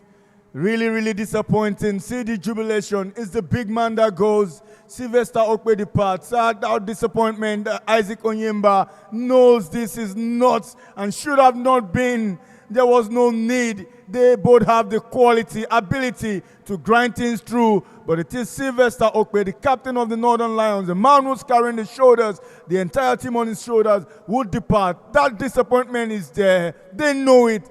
See that disappointment. Not again. Not again. Just look at that running between wicket. They covered it, but brilliant fielding from the deep. Just that one-time pickup, and straight it was a direct hit. Good combination and partnership. Really disappointing. It's gone. He knows it. Even Isaac Oyemba, that statement, the jubilation, this is what they call top-level cricket, top-level fielding, and the brilliance on the field. The celebration tells you how important that man's wicket is. Look at that again for a replay. And look at this. You should give credit to Femi Oreson, young lad. He's hit that direct hit. He knows how important it is to get the wicket of the captain. Look at that for his celebration. They know they've gotten their man. Femi Oreson hitting that direct hit. Very good effort from the field. Running in from the deep. Kept his awareness. That's what we want to see from the youngsters. This is good to see. Brings the end of a solid batsman in Isaac Okpe, Sylvester Okpe, I beg your pardon. Certainly, while we are jubilating that wicket from a brilliant piece of fielding and work from that young man, I like to see runs. I say I'm bleeding right now, knowing the quality possessed by Sylvester Okpe, and to see him work in that fashion, needless risks, because he's got the ability himself to face and dominate. Why take a second? But I have to tell you, if the boundaries are not coming, we want to work extremely hard to get those singles. Now, this is how brilliant we can see. It's Akere Isesele who joins Isaac Oyemba. Hopefully they can find that needed partnership by the Northern Lions, because they've got the batting prowess to dominate this series. They've shown it in the first 2-3 games, but now we are in crucial moments. Every game from here counts, and they know how this is going to be ruining their chances of getting a decent total today. And that was why Isaac Oyemba was really, really frustrated and showing that displeasure in the way Isaac Okpe departed. Sylvester Okpe, Andy. Beg your pardon. More and more runs coming through here. And clearly, when you have those Okpe brothers, they make you call each of them at different points. I'm sure my spectators will let me go on that one, but they know who we're talking about. His name is Sylvester Okpe. Yeah, you know, I just talked about the run out between himself and Isaac Oyemba in the last match. And, you know, maybe commentators caused, and it just happened again that they made the wrong decision and it cost them a wicket. Very much needed, important wicket of the captain. You can see that. That replay again, that one-time pickup. This is where they tell you a run save is a run made. Catches win matches. Yeah, you can say Fielding, that I mean, look at the quality of batter that he run out. That quality, shows, that guy. He shows in the celebration. And clearly, 50 runs written around. I mean, Sylvester Okpe, every time he walks on to bat. He was going at 200% strike rate. Can you imagine that? So it shows you how devastating a batsman he is, and it shows you the celebration when you get that kind of batsman. I'm sure, and I also want to see quality batting, some balls coming up the middle of the bat, but it's unfortunate we won't be seeing that from Sylvester Okpe. And it's 75 for the loss of 4 wickets after 14 overs. We're into the last 36 deliveries. But clearly, I'd like to welcome Peter. Peter has been around the comms box this whole tournament. He's got an amazing voice and good to hear. Mind of his own, Peter. Peter, you're welcome to the comms box this afternoon. Thank you very much, Endurance. Been here since match day 1. Seen a lot of 3 lines, see the game stretch all the way down to the very end and see another wicket drop for the Northern Lions. If you look there, that was caught behind the wicket of Isaac Oyemba. A full toss that couldn't be dealt with. And the wickets are falling even faster. The Eastern Elephants are desperate for a first win. And they look to be going on that stride against the side that's already in the playoffs round. Just not guaranteed what spots they will finish on, the Northern Lions. And another wicket has fallen almost too quickly. This 1 foot away from the delivery. quite disappointing. Short pitch, it was there for the take, but just slight movement of the wicket would force that error from Isaac Onyemba. He departs. And it's Ridwan Karim now. Are we jokers or what? And I tell you what, there is still some batting in this Northern Lions team. Ridwan Karim, former captain of the U19s. He plays his cricket for Ibejuleke Cricket Club. He's the captain of the side, so he's got some experience. He's got runs in those bats, and he runs them quick between wickets. He's also a fine cricketer, so we can't say it's over for Northern Lions. Karim Ridwan and Akere Sesele both can bat, and this is a decent time to be batting. But let's see how the pressure soaks in and how they maneuver this situation. And clearly, the stormy sea, let's see how the ship sails from here.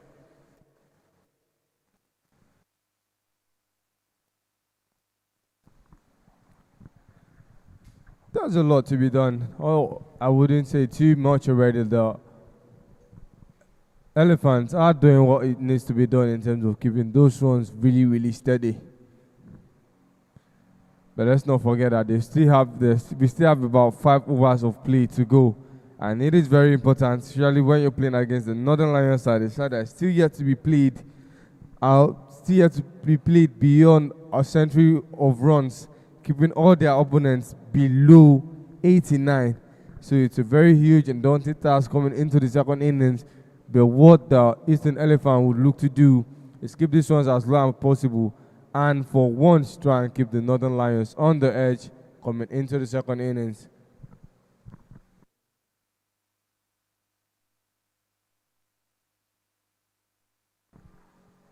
That almost an edge. Good decision, good thinking by Sesele to take his bat out of the way. Victor Ekboli. Oh, brilliant. Such a line. That one just missing everything but the wicket keeper. Ekboli is becoming a bowling all-rounder. 3 for 17 already. So he's done well for himself. Plenty of movement. Just tapped that one into cover region for a single. They know it. He needs to be careful. That's movement by Ekboli Victor. And clearly got a 50 half century the other day. And that close encounter. The bowling approach by the Elephants in this inning has been very spectacular. Actually, if you look at it, they've only given out 6 extra, 1 leg by and 5 wides. I agree, but what interests me the most is the fact that they're still trying, even when they've done well. At this level, you can't try too hard to be getting wicket. You have to bowl those dot balls that will then put pressure on the batters to give you the wicket.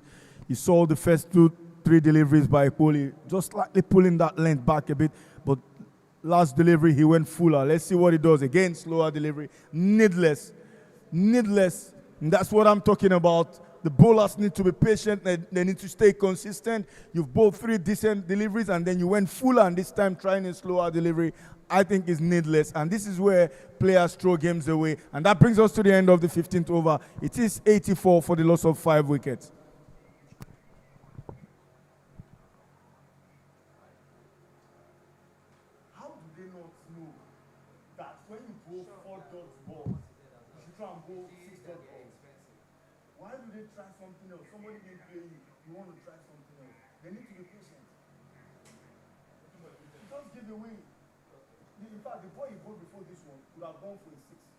But because the guys were being careful, they just start for a single, and then you now die of a slower ball. You can't give out football to you.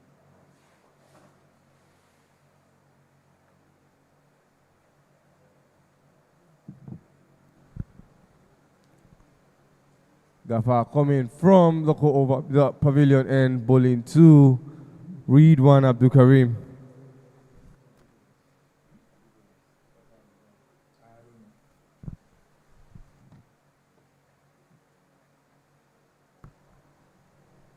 Didn't let that ball beat him, but what he did was give a chance for a run to actualize.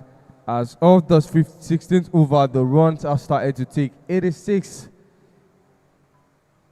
Still 5 wickets at hand and much overs to play. The Northern Lions have that chance of putting more runs on the board before the inning comes to a close. Driven forward, and this time it doesn't beat Abdul Karim Ghaffar and doesn't situate a chance for a run. Abdul Karim taking himself off the strike, that is Ridwan, and essentially he's on strike now.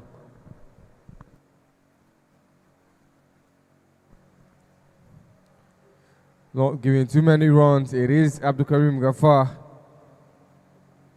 bowling his third over, still looking for that first wicket. He's one of 4 bowlers yet to pick up a wicket. Just narrowly missing the gloves of the wicket keeper Ali Ramon, and be called by Abdul Karim Ridwan to call himself back on the strike.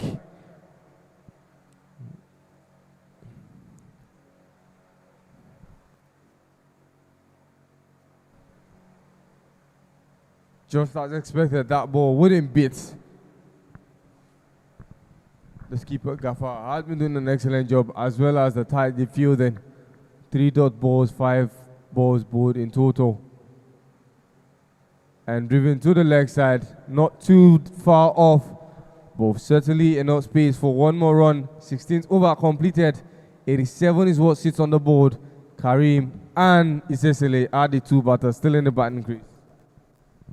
I think if this partnership can stick around 120, 130, very possible. They've got the ability to take games away from any side, this Northern Lions side. And clearly, at bowling figures for you, led by the captain Tao Mohammed, 2 overs, 15 runs, a 7.5 economy rate. The star bowler there is Ikboli Victor, 3 for 25, 9 dot balls and 4 overs bowled. Mohammed Walai, 1 for 13, 15 dot balls in 4 overs. A brilliant economy rate there by Jimo Abdurrahman, 2.5, but no wicket to his name. Back to business is the captain, Tao Mohammed, who comes back for this Eastern Elephants. That man, brilliant cricketer. And so far a bit of blow with injury in the last tournament in Abuja. And been away this season. Was gradually finding his rhythm back into the setup. Tao Mohammed. Interesting to see how these players have come through the development pathway on the 15s, on the 17s, and on the 19s, and now men's senior team. Oh, this ends. Slower delivery straight to the fielder and misses out on that one. Sloppy fielding there by Eastern Elephants. No backup.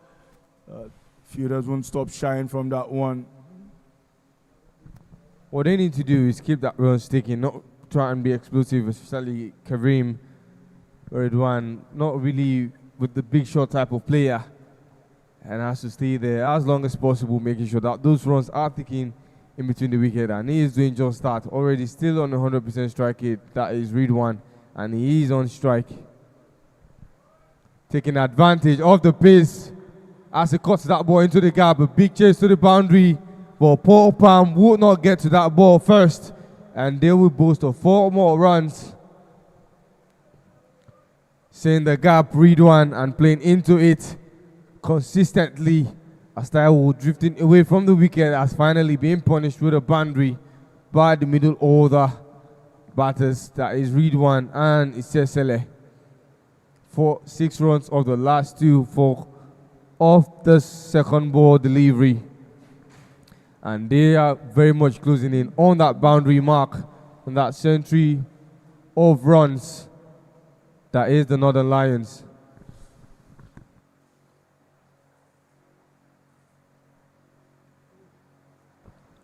Very close to getting into that edge of the wicket keeper's gloves. Adjustments made by Taiwan. This time he's swinging the ball inwards, causing another manner of approach to be employed by Ridwan. Comes for the Storm this time, but Ridwan still successfully takes himself off the strike. 4 balls is faced, and Isesele will get the chance to taste. I see he's now the one in the batting crease with 2 more overs, 2 more balls to end the 17th over.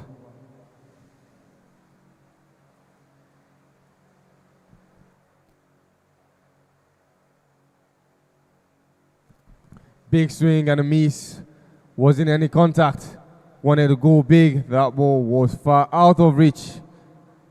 Z swung in the opposite direction. If there's anything Taiwo does best is immediately making corrections. And since that boundary, it has been difficult to make contact with his ball. And easily, still 100%, but another chance.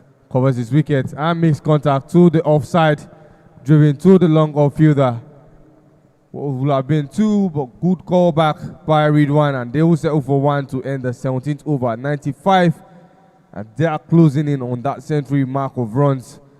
Endurance. These Northern Lions are very, very good at keeping teams below 100 as they always secure victory. In their last 3 matches, no team has gone beyond 89 playing against these Northern Lions.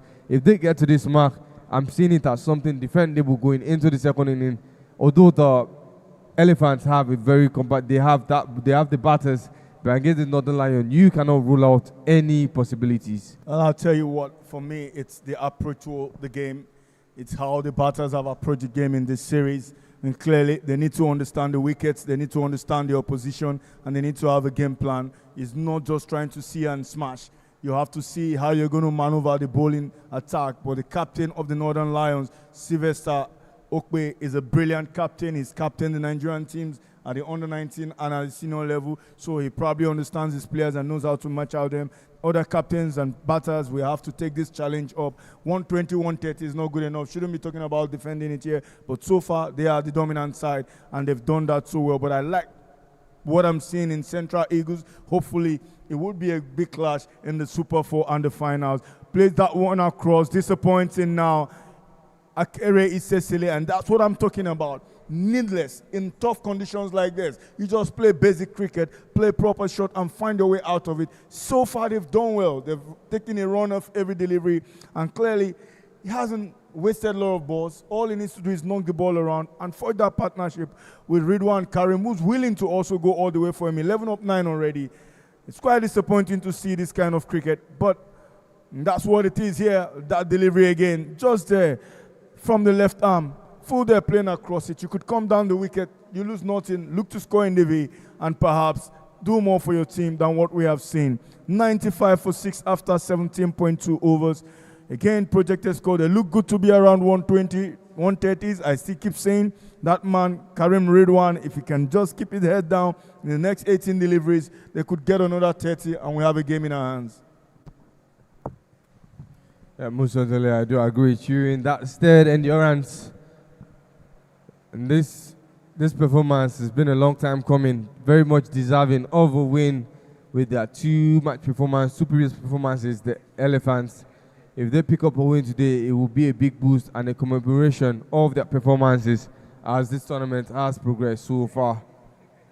Still here to give out the run. And René Tosage, the opening bowler for the Northern Lions, has had to come in quite early. It is in the late stages of the game, but it's not the period where the tail enders usually look forward to coming in. It had on the deck, and off that short bounce, it was very, very obvious that that ball was going to the boundary ropes, saw the bounce, and saw the direction, and the only thing left was to find the space, which it successfully did.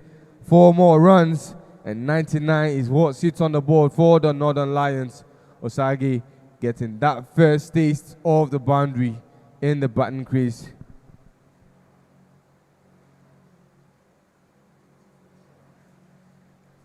Coming towards the stump this time.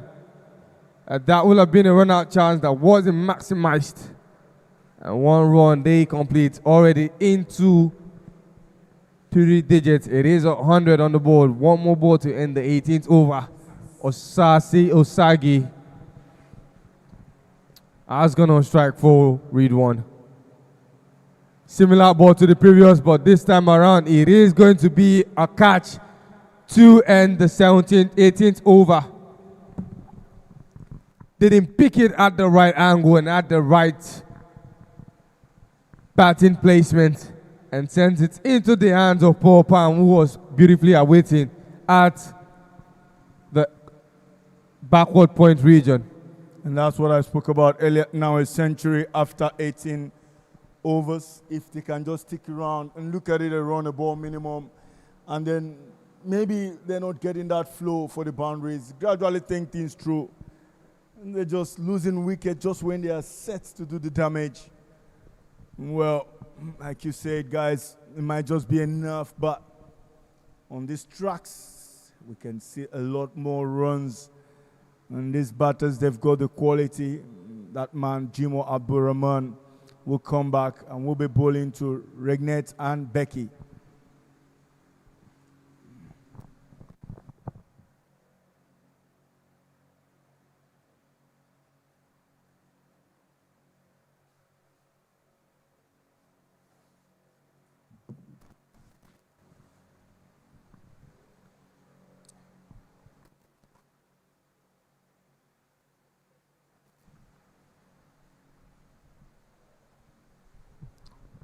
Shuffles out, but thoughts didn't really play beyond Abdurrahman Jimon.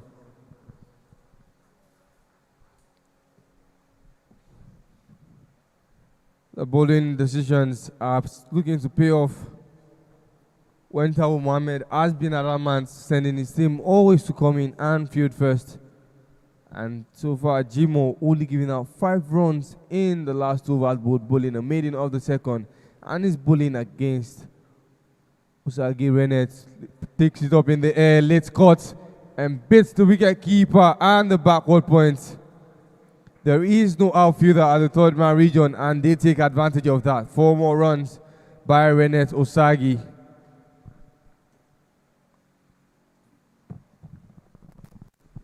And the good thing here is he opens up that front foot and goes wild. That needed boundary all adds to the totals. Well, clearly, they won't stop. The good thing I've seen in this tournament is how those players who are not in the top flight cricket have upped their level of their game to compete at this level.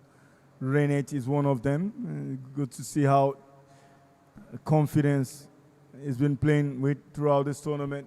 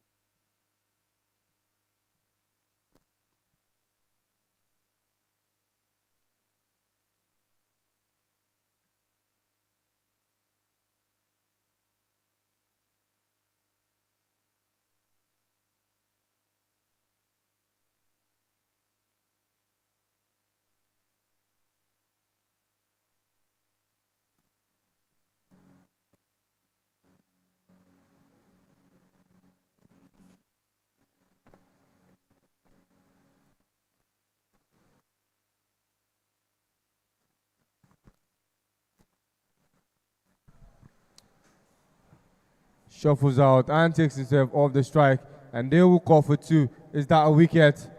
Says yes, the umpire, Becky, has gone out without even facing a ball. Decision 2 call for 2 backfires for the Northern Lion. Desperation has eaten the best of them. Originally with 3 wickets at hand, now it is 2. As Becky Mubarak, been on the non-strikers end since the start of this bowling over, will go out without a ball faced. Biko, he instigated the second run, and he has had to go out very quickly. There was no way he was getting there. Very quick movement by Abdurrahman Jimo.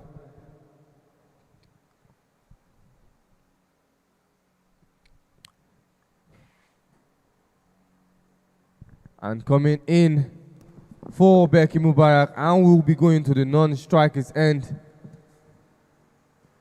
It is a wicker, one of the informed bowlers for the Northern Lions. But in the batting innings, will have to come in and represent and showed that he's just as good with the bat as he is with the ball. The runs are still very low and within chaseable meters. Already down to the last 10 balls of the inning.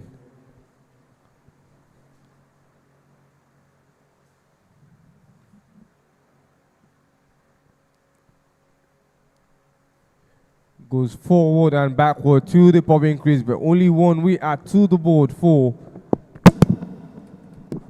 the Northern Lions.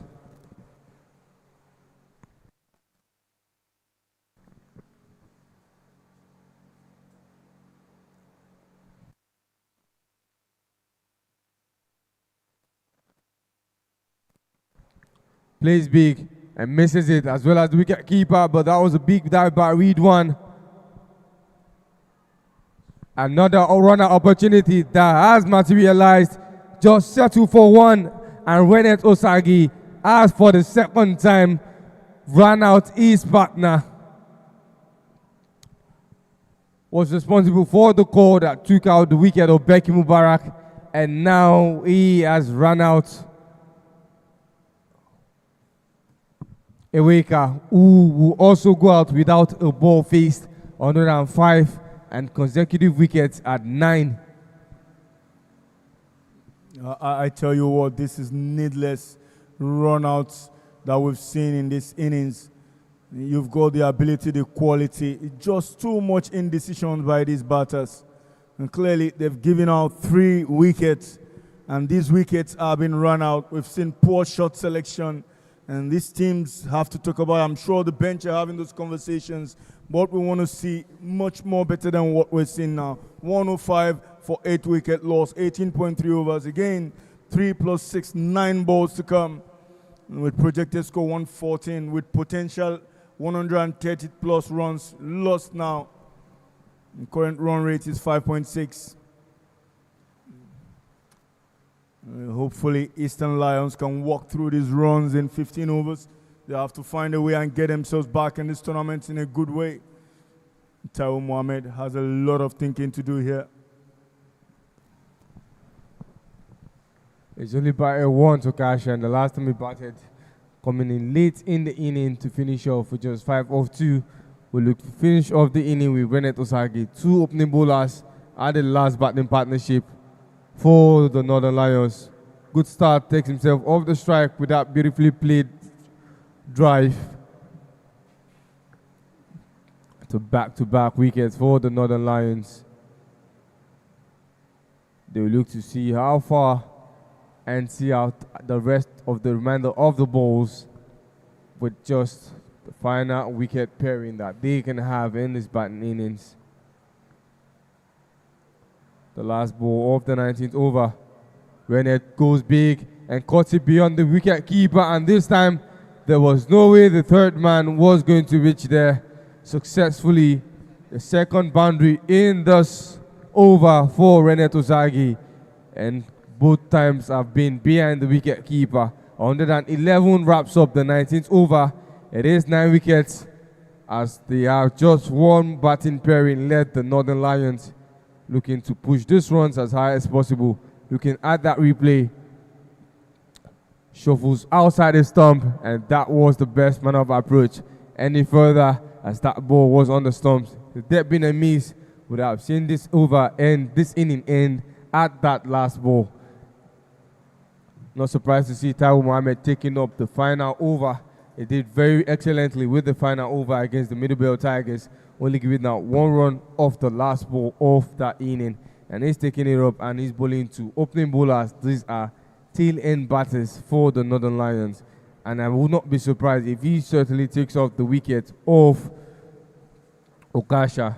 But that will be difficult unless the wicket keeper is very active for an edge. Loves to swing that ball out very, very often with Okasha. Loving to drive out much, much often as well.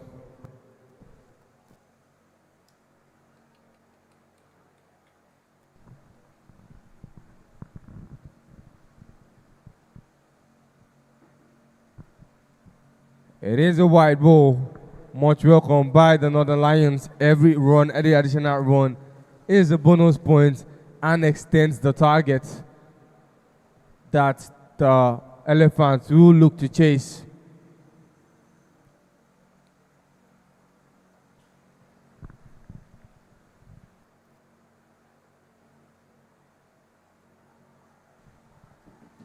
That was the right call.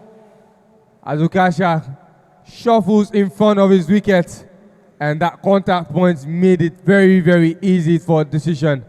A wicket off that second delivery, the first legal delivery, by the way, and the Northern Lions will be going into the second inning with only 112 to defend, meaning the Elephants will need 113 of 120 balls. That is a 7-ball advantage. A lovely end to the second inning for Taiwo Mohammed and the Eastern Elephants.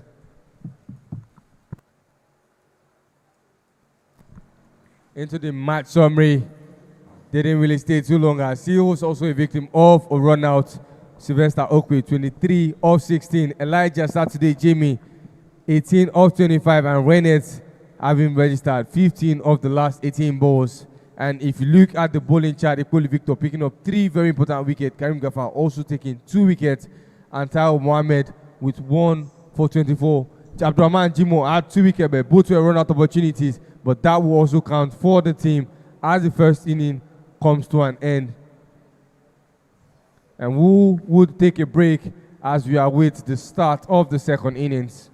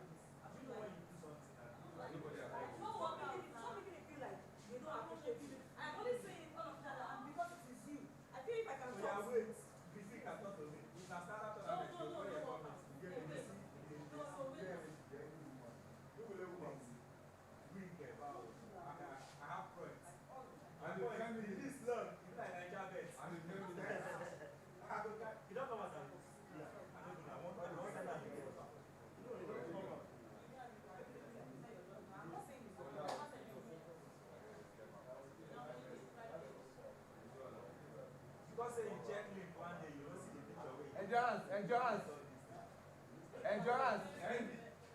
Ó ti yá àbí? Ta ni kó bẹ̀rẹ̀? Ṣé ìwà bẹ̀rẹ̀ ni? Indomie what?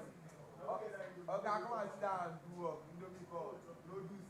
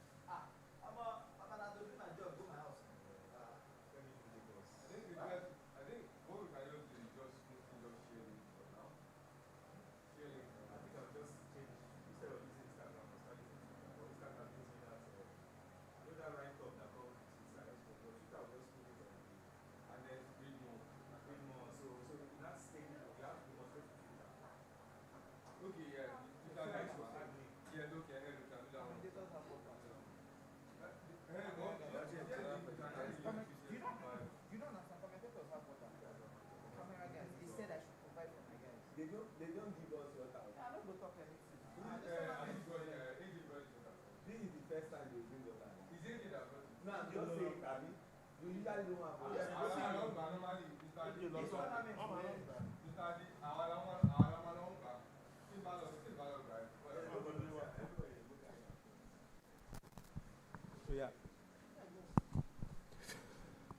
Great to be back for match 11, day 6 of the Nigeria Super League, and the game that is up for your viewing pleasure is the Northern Lions versus the Eastern Elephants. And trying to chronicle the match summary of the first innings, which the Northern Lions batted first, scoring 112 runs for all out in 19.1 overs. Okwe Sylvester, the captain of the side, scoring 23 runs off 16 balls. Elijah Saturday Jimmy scoring 18 off 25 balls, and Reynet Osage, the man who was accountable for 2 wickets where he had to run out his teammate Eweka Ogbemudia, and of course Becky Mubarak scoring 15 runs. And the top bowler had to be Victor Ipoli for his side. The two opening batters for the Eastern Elephants,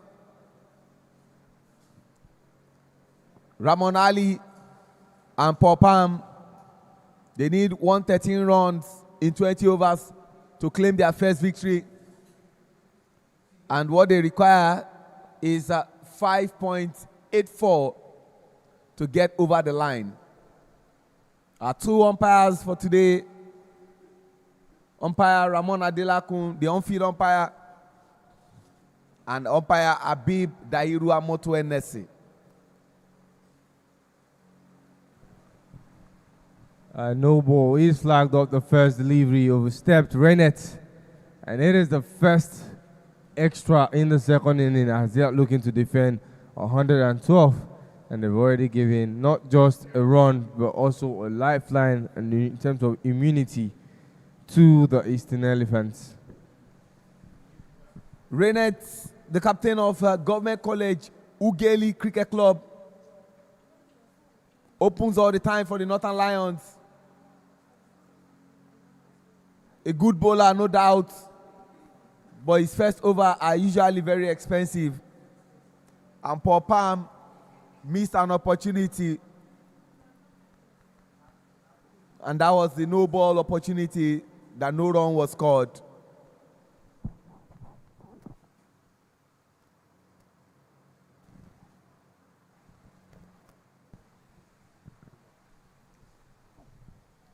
Wide ball, wide delivery is a lot of tension for the side in the first inning. The Elephants didn't give up more than 6 extras. No, there wasn't even an extra in the power play over. So far, it is 2 of the start. And Rennet will need to do better. And better will take even longer as Paul Palm has started off with a maximum of the first proper contact. Didn't make use of the free hit opportunity he had, but he started off now with a maximum.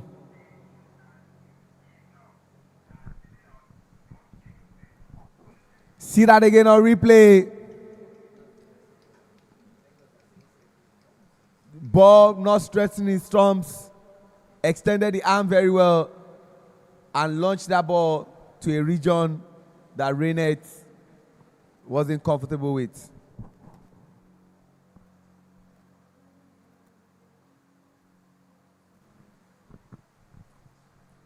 Finally, Ali Ramon can come on track. Rennet has not really been consistent with the line and length he's been bowling at. And that ball outside of the wicket, pitching short, was there for the taking. And it's not surprised to see Paul Palm send that ball flying outside of the boundary ropes. And Ali Ramon would do even worse if those balls are not kept at a fuller length than the previous. We've not seen much of the man who emerged as the best batter in the 40 overs playing for Island Titans Cricket Club. But they need him to bat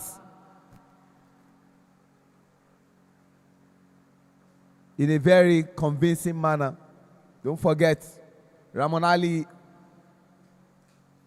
scored a century at the just concluded Club Cricket Committee League, where he emerged as the outstanding young player of the season.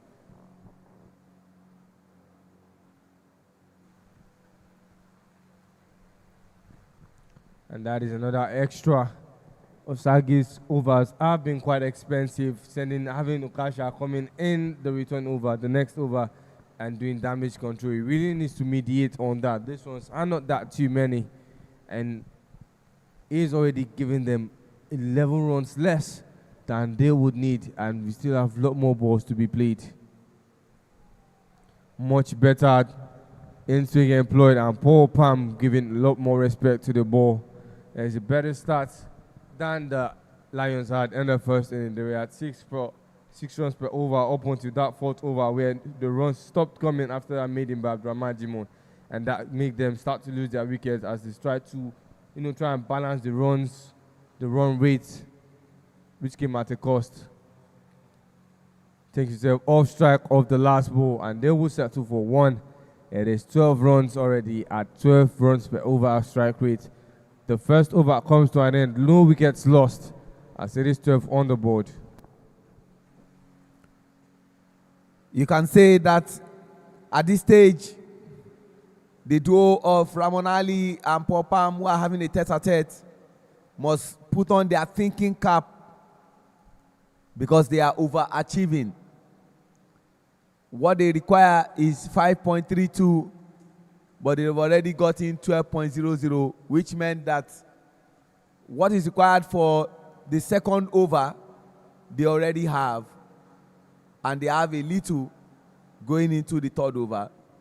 In the words of one of the greatest batters of all time, former opening batter for the Indian national team who retired on the day they won the World Cup, beating South Africa in that final, Virat Kohli, who partnered alongside their captain Rohit Sharma, he said, "I bat according to the over. I think over by over.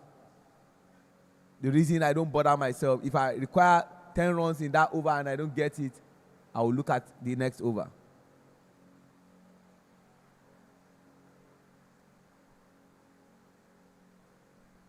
Ukasha Isiaku, as predicted by Peter, is coming from the pavilion end into the second over.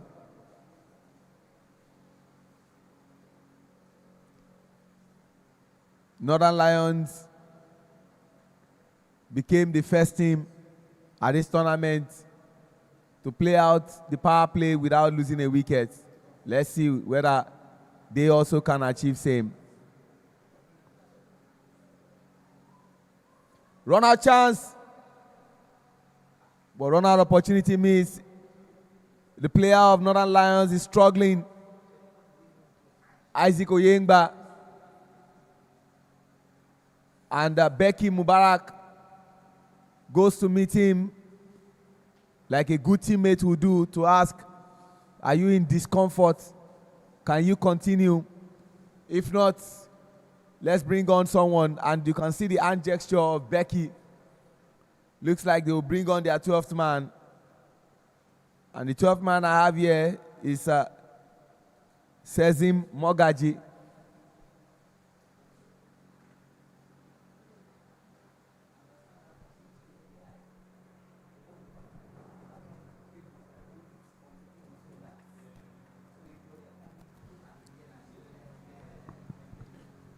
Already guaranteed a spot in the playoffs round, the Lions, but they still need to finish on the top two to get an extra life. Should they lose one of the playoff ties, they will still have another shot at going into the finals if they finish between the first and second space on the board.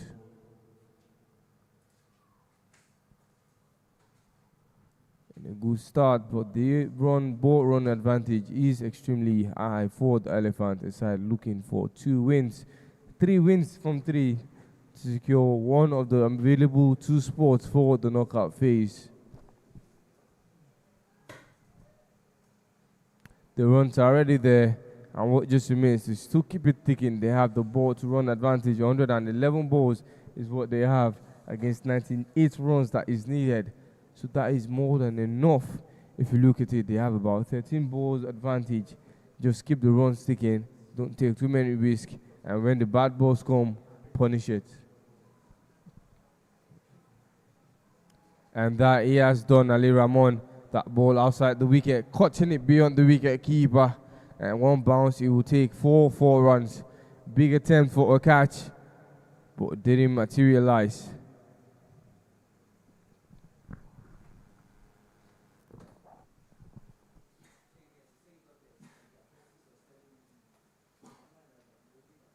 You could see the look on Isiaku Okasha's face. More like, I need help, I need help.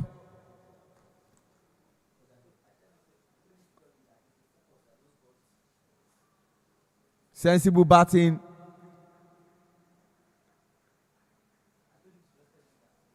For that 1 run to be taken.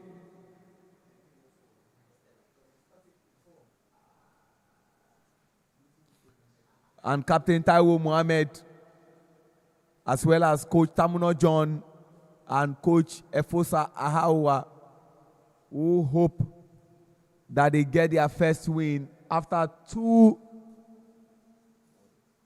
margin of errors that has happened in their 2 games. Yes, they cannot play without losing a wicket in power play. Peter, we thought Paul Palm and of course Ramon Ali have formed the partnership. But guess what? Paul Palm will take a walk. I mean, Okasha had to come up with something diabolical, and that was one of it, putting that swing behind that ball for a ball that was already outside of off. And all Paul Palm felt he needed to do was just play it into the gap. And that came at a disadvantage. 2 overs have been completed. A wicket of the last ball. And as the Elephant sits on 20 for 1, needing 93 of the next 108 balls. This Elephant team is a team that I would say likes to raise the hopes of the fans and as us as well in the commentators' box. Always taking the game down to the very end and losing very marginally. Lost the first game against the Central Eagles by 1 run. And then the next game against the Middlebelt Tiger, losing it by just 2 runs. They really need to do better. They actually have everything it takes to win this game, but what remains is if they have that tenacity and the patience, as well as that decision-making ability to select their shot and play to the field, and also get themselves across that finish line. In comes Nigeria's under-19 player, Femi Oresonwo, who will be playing alongside his teammates. You will recall that in the first innings, we talked about two batters who emerged as the best wicketkeeper and the second best wicketkeeper at the just concluded Club Community League season. I was talking about Elijah, Jimmy, Saturday, and Osana Omonkobio. Now two teammates at under-19 level will be facing each other. Classic batting there. On his day, he will teach you a lesson, and he has just taught his teammates at club level a lesson. It's a North Central versus a Southwest battle. Becky plays for Kwara, and Ramon Ali plays for Lagos. See that again on replay. Just picks it and says, do I need to run? There's no need. I'm sure Becky will have to think deeply about the remaining 5 balls you'll be bowling to Ramon Ali.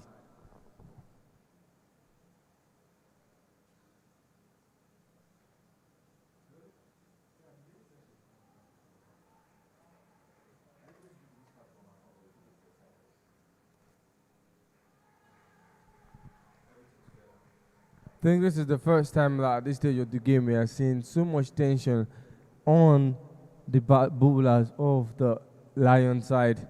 They've not really had that much of a fibble in terms of batting, always in terms of bowling actually, always keeping those runs at the minimal going into the end of the power play. But the explosive start from Paul Palm and Ramon Ali are set to put them on the edge.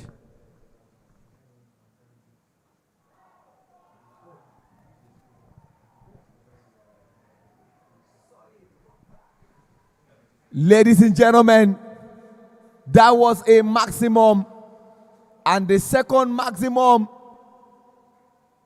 as early as 2.3 overs.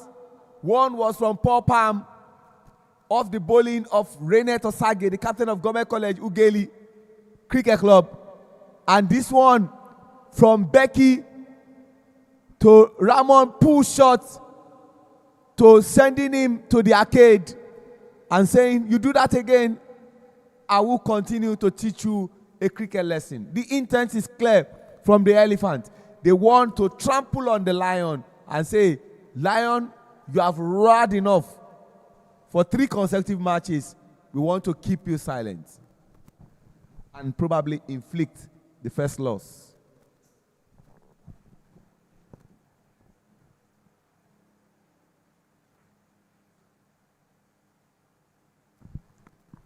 They're taking the ball off Rene Tosage, and it seems Becky hasn't really been that solution that they need at the moment. Do not get me wrong, Rennet and Becky on they are reliable bowlers, but as they standing, there might need to be another rotation in the bowling order, at least to keep this run very low until probably the field can be expanded. But for now, the runs are certainly on the high side. And there is another big shot from Ali Ramon. The call and the decision for that will be a 6, signaled by the standing umpire. Peter, how many times did I call you? Cricket is cruel. It's a cruel game. Look at that again on replay. This is Becky Mubarak, the first player in the history of this tournament to give us a maiden. The next person to achieve that is Jimo Abdurrahman. But this is Becky Mubarak in his first over, made to look like he's just learning how to bowl. No thanks to his teammates at club level. Ramon Ali is so comfortable. And now the captain of the Northern Lions, Sylvester Okpe, has to think about it very well. That what do I do? From that court of appeal end, I started with Renette Osage. He gave me 11 runs. I brought in Becky Mubarak. He did 19. That is in between those two. They've given, for those of you who know mathematics better than yours truly, 30. That is absolute crazy. Producer, thank you very much. We want to see that again on replay, how those things are happening. And this is a musician. What have you done to me? That's the first maximum. And the second one, Ramon Ali, what did you do to your teammates? You will meet again at club level. 3 overs gone, 39 for 1. They are overachieving. They need 74 runs in 102 balls. Captain takes responsibility. That's how you know people who want to take charge.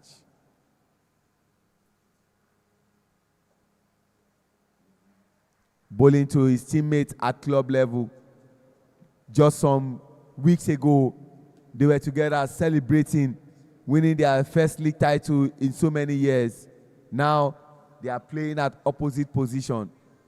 Femi Oresonwo is yet to get into the groove. And I'm sure they will want to keep Ramon Ali off strike and probably fight at the end where Femi Oresonwo is batting from as the striker.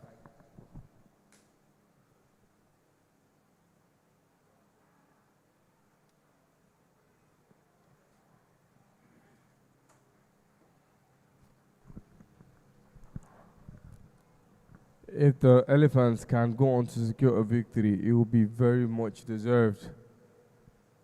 They've only lost via just tiny margins, and that victory could mean everything for them in determining where they finish at the end of the round-robin points table.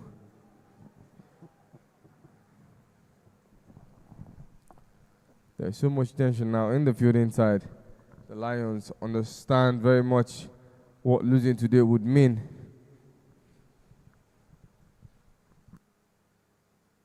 Osana Omonkobio should be doing better, and I'm sure from what looked like you were going to stop 1 run, it became 2 runs. He was gutted with himself. Much better bowling there from Captain Sylvester Okwe. Femi Oresonwo also doing his own beats, but more importantly, anchoring for the man who is on song. We are yet to see the Ramon Ali that we know, but today it looks like Ramon Ali wants to bat, is in the mood.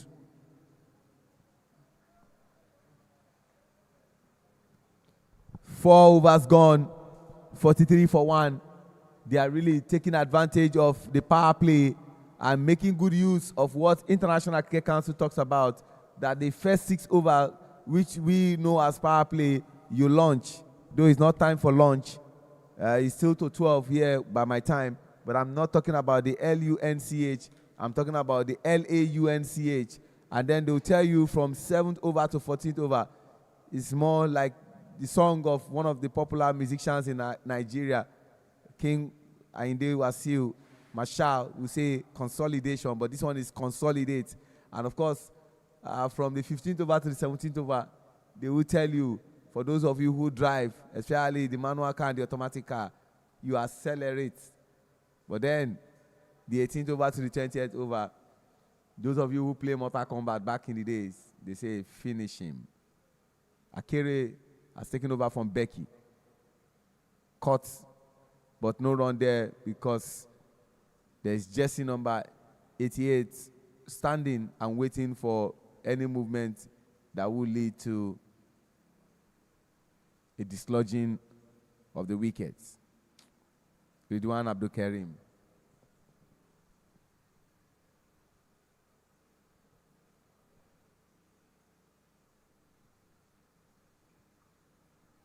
Oh, beat the fielder. Effort will definitely be in futility. Lovely cut there. Brilliant shot from Femi Oresonwo, playing his part.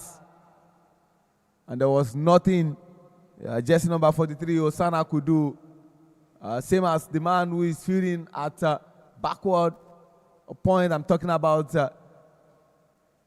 Karim telling the bowler, don't do this, please, for him. There's nothing he could do. Pierce the gap, ball race for 4, and the runs continue to move in an upward trajectory.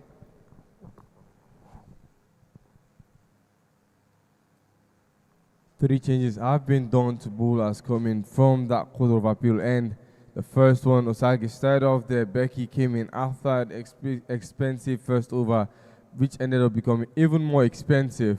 And now Isesele has had to come in very early, picked up the man of the match, player of the match in their last game, picking up 4 wickets in that game. Those are his first sets of wickets in this tournament. He's still yet to pick up any before and after then. And they will need this one very, very much. That ball, will it get to the ropes? Yes, it would get to the ropes. That was beautifully driven beyond the covers and racing to the ropes for a 4. It seems everyone who has come to this boundary, it seems like today, has been waiting for the Lions that every bowler coming from that Court of Appeal end will get played for 4 runs, at least 2 boundaries in and over. Peter, I don't know about you, but I know I didn't study law. But when you get to court, those who try to make a case for their client, either you are a prosecuting counsel or a defense counsel, one word that is consistent is my lord. And I think those who are coming from that Court of Appeal, when they bowl to the batters who are strikers, they keep saying my lord, sir, because we saw 11 from that place from Rainet Osagi. We saw 19 from Becky Mubarak. We already have 8 from Akere, and 2 good balls are left to be bowled.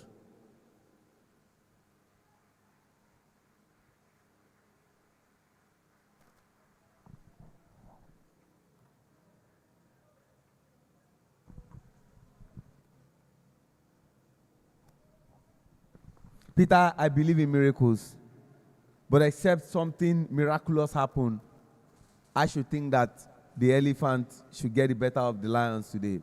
But again, it's cricket, anything can happen.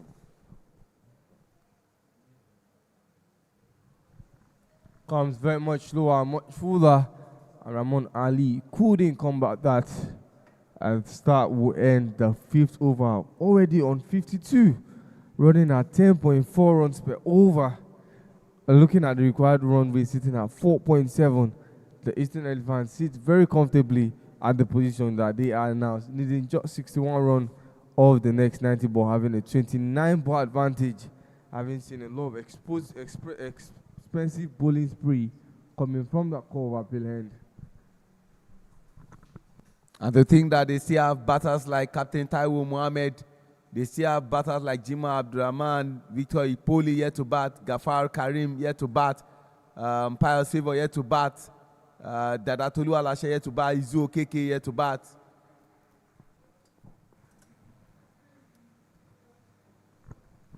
The fact that Sylvester had to take the ball very early to try and minimize the runs as quick as possible just tells you that there is something the Lions are not getting right, and he's trying to do damage control.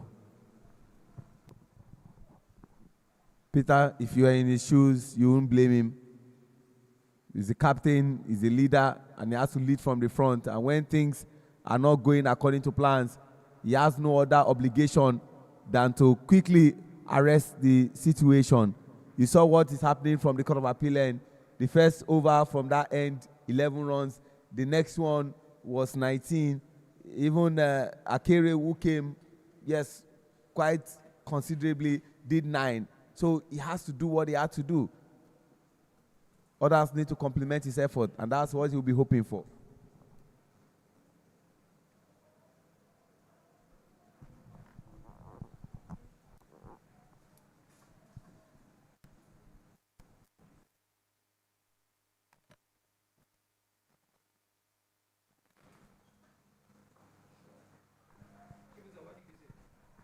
Drives it to the leg side and gives them a chance for a run, as that ball was only going to the long off, much to the displease of Sylvester after 2 runs were completed off that ball. Should have been 1. It feels if Ukasha had reacted much sooner, that ball would have been called and 1 would have been what was completed, but 2 it is, and the runs plummet even further.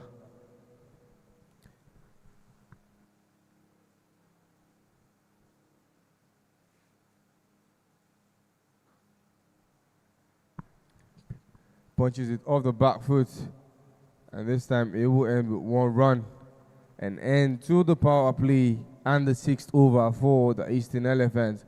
58 currently sits on the board for 1 wicket loss, meaning that what they now need is just 55 of the next 84 deliveries.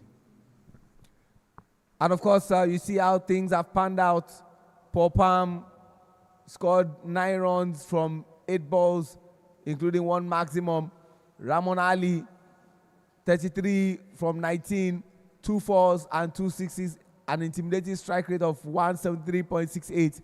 And of course, Femi Oreson, who has also gone into double digits, faced 10 balls and scored 13 runs. And that's how things have panned out. They would have loved if Paul Palm was still batting. So they become the second team in this tournament to play out the power play without losing a wicket. But unfortunately, Paul Palm lost his wicket. And losing his wicket meant that they will still be the only team, Northern Lions, to play out the power play without losing a wicket. Much better turn there, and hands on the head by the captain of Ibeju, Lekki Cricket Club 1, and former captain of Nigeria, Karim Ridwan, coming from the Court of Appeal and trying to do damage and getting this precious wicket. And it's great to have Olumide back into the commentary position after the power play. Thank you, Seun Ajidawa. It's always a pleasure to be here. It's good to see this partnership thriving. It's good to see the array of shots, the shot selection by Ramon Ali, as well as Femi Oreson. A partnership that works. They need to get a game under their belts, and there's no other game than this game. They're taking it head on. It's 58 for 1, 6.3 overs gone. There's no need for any unforced error. Ramon sending Femi back there. Communication has to be clear. Oh, walks out of his crease and sends a blazing shot all the way to extra cover. The ball wins the race. Boundary riders can do nothing about that. It's pierced the gap very, very well. Ramon Ali doing what he does best. Youngster. Played the under-19s. It was a standout performance there. He's here to win this game for his team, the Eastern Elephants. Still waiting to record a win in this tournament. It looks solid right now. He's walked that ball, square leg. Very good reaction from fielder there, Becky. Saving that ball from being a double. It's good to watch, Seun. Absolutely good to watch. And the runs from the Court of Appeal end continue to reduce. And that was great bowling and intelligent bowling from Karim Ridwan. Like I said, you can chronicle how things have panned out from that end. Reynes started, Osage gave away 11 runs. Becky Mubarak went there, gave away 19 runs. Akere got there, gave away 9. And of course, Karim has done 5, which is beautiful to see.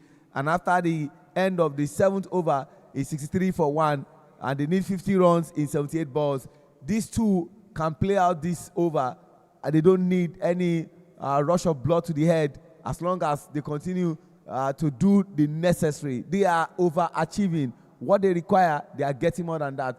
But Sylvester is back again at the pavilion end and trying to see what he can do in ensuring that this partnership, it is broken, but more importantly, getting the wicket of his teammates at club level and at national team level. Launched. And Femi is unfortunately going to leave the pitch. What a scenario playing out here. A very lovely shot by Raymond Ali. A drop catch by Captain Sylvester Okpe. Deflected onto the wicket of the non-striker Femi Oreson. Femi was found wanting outside the crease. Let's see that again on replay. Let's drop that catch, which deflected onto the wicket. It wasn't intentional, but this is cricket. And things like this would happen. What a scenario. I and give what you, an I give you, outcome. I give you just maybe 60 seconds again to explain what Femi did. Was it right? And how do you explain this from Femi? Yeah, we always say you work with the bowler. Femi should have left a part of his bat in the crease. He's walked out of his crease fully, not even considering the fact that the ball could be on his wicket line. Unfortunately, Raymond Ali drove that ball straight back at Sylvester Okwe. You can see the discomfort he's having in that hand. It was a shot. He tried to cop it. It was too odd to handle and deflected onto the stumps. Magically, I think you were looking for a miracle a while ago. You've seen a miracle now. Looks like Femi, unsung, has lost his wicket, unfortunately. It's going to be very painful, I should say. One of those ways you don't want to get out in a very fortuitous manner. Well driven again by Raymond Ali. Past Sylvester Okwe. Still feeling discomfort in that right arm of his. So he couldn't really, take that hand out to stop that ball from going straight down for a single. Raymond Ali looking in good form. He's got 39 of 27 deliveries. And Pius is there to join him. So there's some medical attention needed. They need to see captain of the Northern Lions. Very discomfort feeling from that strike from Raymond Ali. Thank you. Quickly, let me just run you through what has happened from the bowling to show you how destructive the Eastern Elephants have been. These Northern Lions have used 6 bowlers. Started with Renet. He has 1 over 12 runs, no wicket. Okasha Isiaku, 1 over, no wicket. Becky Mubarak Kende, 1 over, no wicket. 19 runs he gave away. Okwe Sylvester has both 2.2 overs. And of course, 11 runs. And Akere Isesele, 1 over, 9 runs, no wicket. Karim Ridwan, 1 over, 5 runs, no wicket. That's how things have panned out.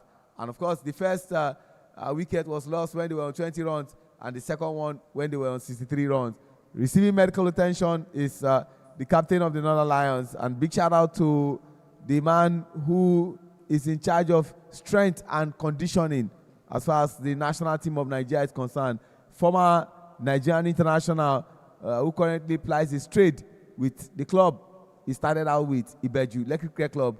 It's a one-man club, and you can call him the Steven Gerrard of football. You can call him the Francesco Totti of football. You can call him the Paul Scholes of football.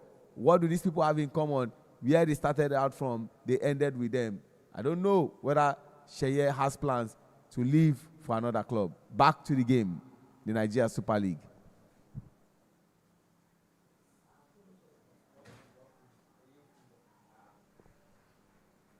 Sensible batting there from a man who is seeking for a favor, and he will hope to have that favor in the batting crease. Pious favor. Ramon Ali, 11 runs short of joining the league of those who have scored our century at this tournament. Looking very good at the moment. Solid in defense. He's got the attack. He's got the defense. A complete batsman, I should say, youngster. It's good to see a youngster come up the ranks, and give a performance. Help his team win a game. They desperately need a win. He struck again. Raymond going big. He's got the height, not the distance. Lucky him, drops no man's land. We'll get a single from there. Somebody needs to communicate to Ramon Ali so you don't get out and be cross with yourself. He needs to bat sensibly. If he bats up until the 15th over, there's no way this game will not look like a game that would end. But that shot was a needless shot. One of the longest region on this field is when you are facing the wind. Sometimes it's just like an athlete who is running against the wind. It's difficult for you to run very fast. So when you are batting, backing the Court of Appeal to this end, the region is wider, and if you are going to hit any maximum or score any runs, you need to apply that shot very well. But again, it's lucky you will continue to bat. 8 overs gone, 66 runs for loss of 2 wickets. They need 47 runs in 72 balls. The current run rate is at 8.25, and what is required is 3.92. You can say that again. What is required is just barely 4 runs. They keep their nerves, if they keep their cool. It's gone aerial again. Now he clears the field. Maximum. Raymond Ali looking in fine form. Ball there. And it's just, struck that ball so well, coming out of the middle of the bat, flying out of the pitch for Maximum. You can see that again. That's not the area we want to see that leg spin. Leg spinner should attack middle and off stump, looking for the edge of the bat.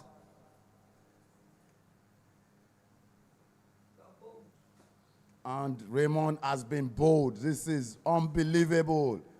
I'll be shocked. I'm just saying now that he's been bold. Just after playing that lovely shot.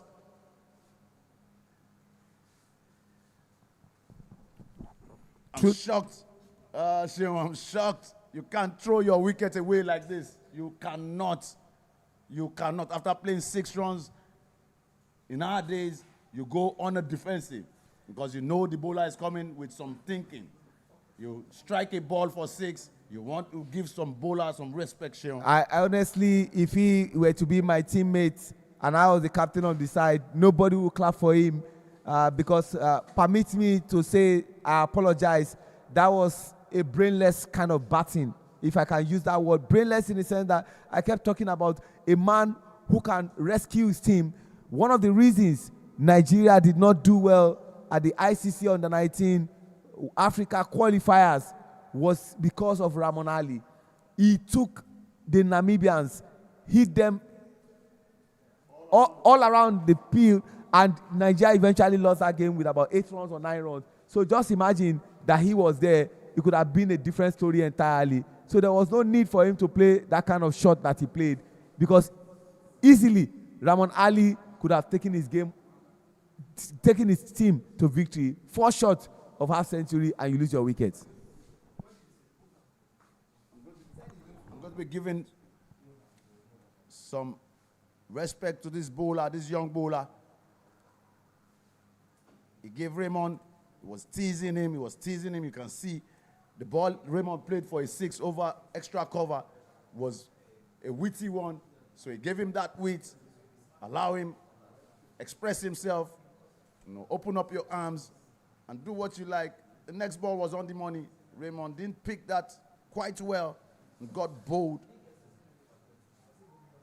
Like I say, when a batsman strikes me as a bowler for a 6 run, I want to come back strong. I want to go into my thinking cap and bring out one of my best deliveries. So, and this has been miscued, past the wicket keeper, quick running between wickets. They get 2 from that last ball, taking the total to 75 for 3 after just 9 overs of play. Pius Favor and Karim Ghaffar have similar runs that they have scored, but the only difference between Pius and Karim is that while Karim is on 100% strike rate, where he has faced only 1 ball and scored 1 run, Pius has faced 5 balls and scored 1 run. But the job has been made easy courtesy of that batting of Ramon Ali.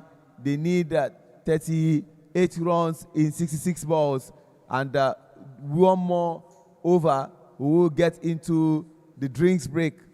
And the captain again is back to see how things pan out from the pavilion end. Sylvester Okwe. Sylvester Okwe, very sensible captain. He's seen an opportunity and is trying to hold these Eastern Elephants by the jugular. The danger man is gone. Femi Oreson gone. Partnerships broken. Wickets taken. And now he's trying to run into the middle order of the Eastern Elephants, try to see if he could get some more wickets, restrict the running, restrict. And another chance there for a direct hit. It was an overthrow, and they took 2 from there. Good running between wicket, nice attempt at the direct hit. Man was shot off his ground, but unfortunately missed it by whiskers. Olumide, I saw the look on Ridwan's face, not too happy, and I asked myself, you were trying to go for a direct hit. You don't expect the bowler to put his hand. The safest end we always preach is the end of the wicket keeper because he has gloves, he has pads. And they are taking advantage of every ball, Piles' favor, and of course, oh, lovely shot there. A big one there, 1 bounce, and onto the ropes. 4 runs. Piles' favor, muscling that around the mid-wicket area, or the cow corner area, sorry. Getting 4 runs from there. Piles' favor trades his cricket with the Delta Force from Delta State. I met him as a young lad while I was doing some coaching in Delta State. He's developed with some strong muscles and has been able to power that. Good to see him also come up the ranks, playing in the PWC, under 19s. A lot of young stars have come through that PWC program. It's good to see them here performing at this very elite level. We are almost getting into the drinks break. And after the drinks break, something would happen, but I will keep you posted on what is going to happen after the drinks break. A swing and a miss opportunity there. Piles' favor, you cannot throw away your eyes. Sylvester Okwe is the one bowling. Yeah, a lot of thinking behind that bowling. It's reduced the pace. Piles not quite picking that up. A very wild swing and a miss. Sylvester knows what he's doing. Now he's bowling from around the wicket to Piles. And Piles again. Ball dropping short of the man at cow corner. Just 1 single from there. It's 83 for 3 after 10 overs. And that was Renet Osage ensuring that what happened in the previous ball where the ball went for the boundary did not happen. There's no drinks break and the games continue. But talking about continuity, it's high time we brought on someone to continue. And that is the man who has started from day 1 up until this moment. He's been the most consistent of all the commentators. And the voice you shall be hearing after the drinks break will be the voice of Peter Oladoshu. 30 runs required from 60. Ladies and gentlemen, except a miracle happens, Eastern Elephants will be getting their first victory. We'll be back after the drinks break.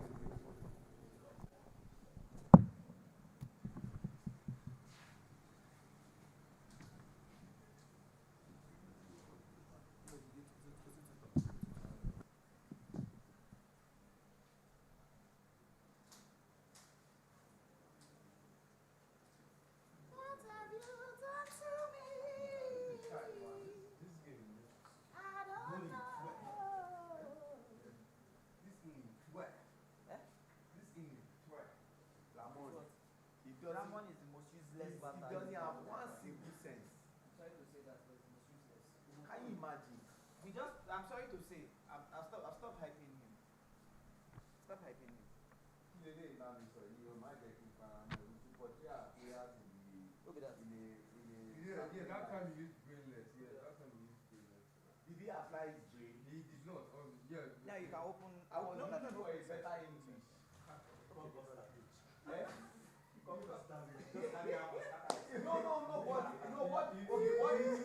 What do you think about it? How can you hit And the next ball, you went across the line of the ball. No, your comment time you go to Portia appear the that was a brainless Can you bring it? That was too hard. No!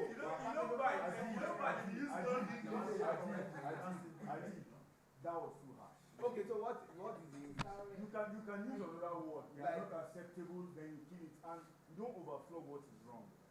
The people have seen it is bad. You say it once. Hey, but what did we say? We didn't hammer on it now. No, I don't know who is the person calling me when they are pissed off about that sentence. So you're supposed to have somebody say that, and I'm like, but I said it's unacceptable. I said so many things too. Okay. But you had one ball. Let's back No, but what do you need to bat? What do you I need? can't do post match. No, okay, no problem. Peter, what do you need? What do you need to bat? No, I'm not. What do you need to? Opolola need láti be bat now. No, the thing is. Okay, say. In sentence form, once you just put down. Opolola saga. Okay, so let me put it this way, right? Ramon Ali needs to accept and understand he has to start winning games with his performances. That's much better than brainless. You know, I don't hear that, but I talk I'm in a. You understand? So you must find it. You feel the harsh. You can't be that harsh. You be like, see, when your daughter grow up, when she grow up, talk to her neck, don't run for house. No, one thing. No, see. We are all open to. I'm not disputing the fact that it's good to be real, but I'm just saying, people, generation of now, people pass.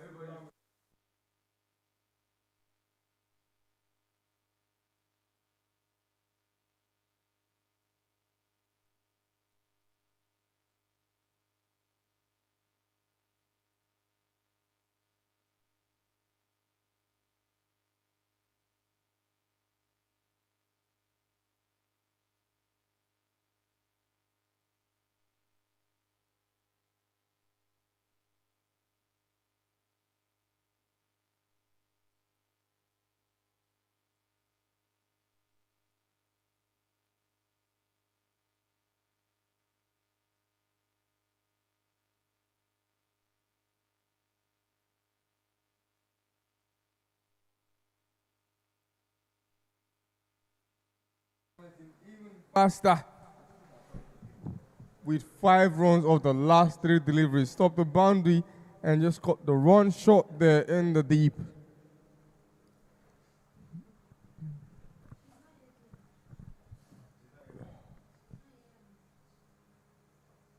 Right now the game is there for the taking.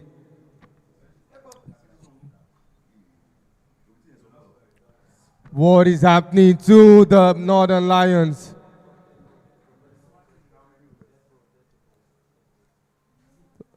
That was an escape there as the umpire had called for a dead ball after a collision between 2 fielding sides. 2 fielders on the Northern Lions side, my corrections. But all is good and all is well.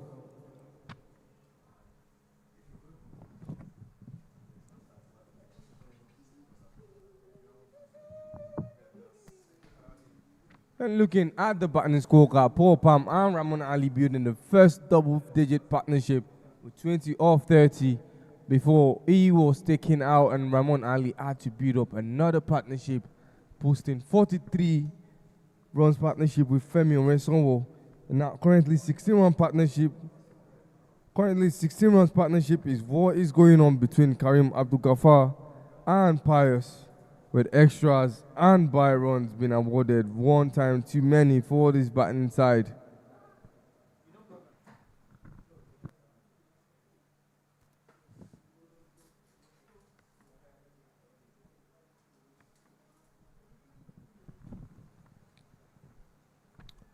The game is at the hands of the Eastern Elephants. Had to see them be on the losing end of the third tie that they will be having.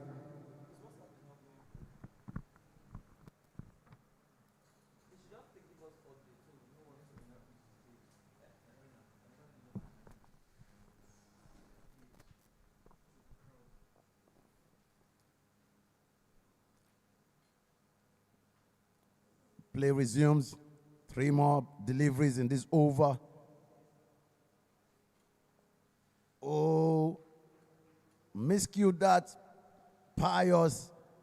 Wicketkeeper trying so hard to pick it up and probably make a run out. But couldn't really grab onto that ball. A single has been taken there. Oh, sorry. Last ball of the over coming. Short tracked. Couldn't really get a hold of it. Just a single again to bring that over to an end. Is 90 runs for 3 wickets after.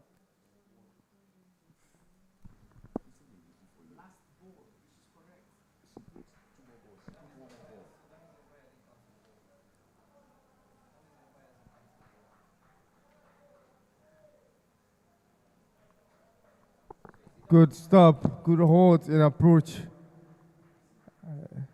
And that will end the 11th over. 91 on the board, meaning that the Elephants will be needing 22 of the next 54 deliveries.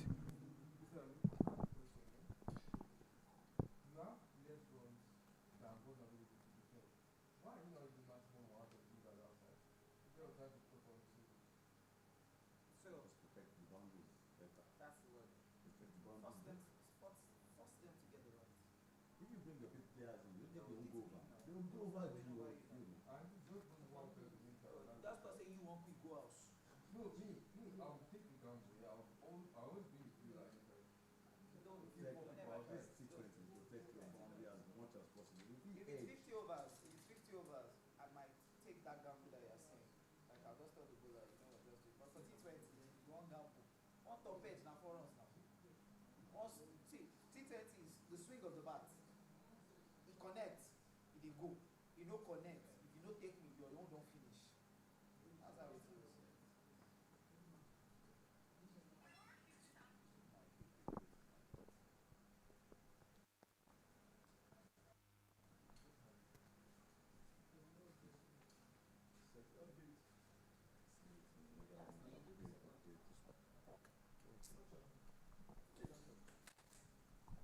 Akere Isesele has been brought into the attack. Starts off with a dot ball. It's just 22 needed off. 53 balls now. Required run rate 2.44. Current run rate at over 8 runs per over. Full and onto the leg side. Wide ball declared by umpire Amoto Enesi. You need to be more disciplined at this time of the game. You don't need to dash out extras. The instant elephant batted very well, I should say. Come out of their shell. The French cuts there by Pius. Oh, sorry. By Pius, correct. Or by Karim. Karim Gafal also chipping in a couple of runs there. Single by him. He's on 6 of 5 deliveries. Pius doing a great job to hold this partnership. He's on 12 of 13 deliveries. You know what Akere is capable of doing. The slower ball there. The batsman swing and a miss. Akere has a lot of tricks in his bags. He's got that slower ball. You saw him take 3 wickets the last game. In his last game, 3 wickets in an over of 4. Sorry, I stand to be corrected. 4 wickets in 1 over to win that game for his team. Oh, very good blow. 1 bounce and onto the ropes. Pius continues to get the much-deserved boundaries. I was playing very well. He's picked that up quite nicely, coming out of the middle of the bat. He's picked the gap very well as well. He's gotten 4 runs for his team. See that again on replay. In the slot, and he's gone for it. 1 bounce. 4 runs from there. Peter, Pius is looking to take the game away from the Northern Lions. I mean, it's been long coming for the Elephants. They've actually been really fighting hard, losing by the narrowest of margins, and it's just a matter of time before they would go on to pick up their first victory.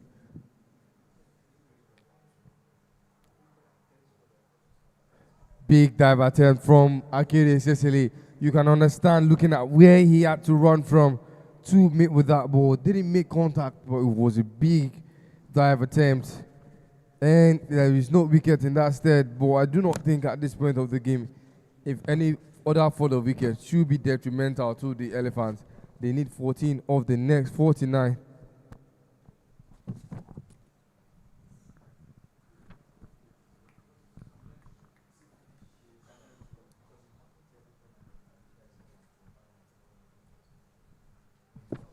Another slower ball, but now turns out to be a wide signal by the umpire. You can see the batsman swinging. Akere delaying that ball intentionally. Some cricket sense, but not on the money. He's not put it in the right area, so an extra being added to the Eastern Elephants scorecard. He moves the Eastern Elephants to a century for 3 in 11.5 overs. Akere into his last delivery is full, and Pius makes no mistakes. He's taking a single to end that over. It's 101 for 3. Elephants, I'm really impressed with the way they've gone about this batting, the way they've gone about this run chase. They were intentional about it from the on-go, from the set-go, and they've done that. They've continued to move. At about, they started this game with an average of about 10 per over, and they've maintained that, and they've even surpassed 10 per over, making this game a really quick one. It's 12 runs needed of 48 deliveries. I don't think anything can go wrong here, Peter. They're almost home and dry. This is cricket. We have to see to the end, but they look solid. These two batters look solid in the crease. And now the call is on the young man, Ogbemudia, to try salvage something, try break this partnership. Peter, you know Ogbemudia is a partnership breaker. You think there's anything he can do now, Peter?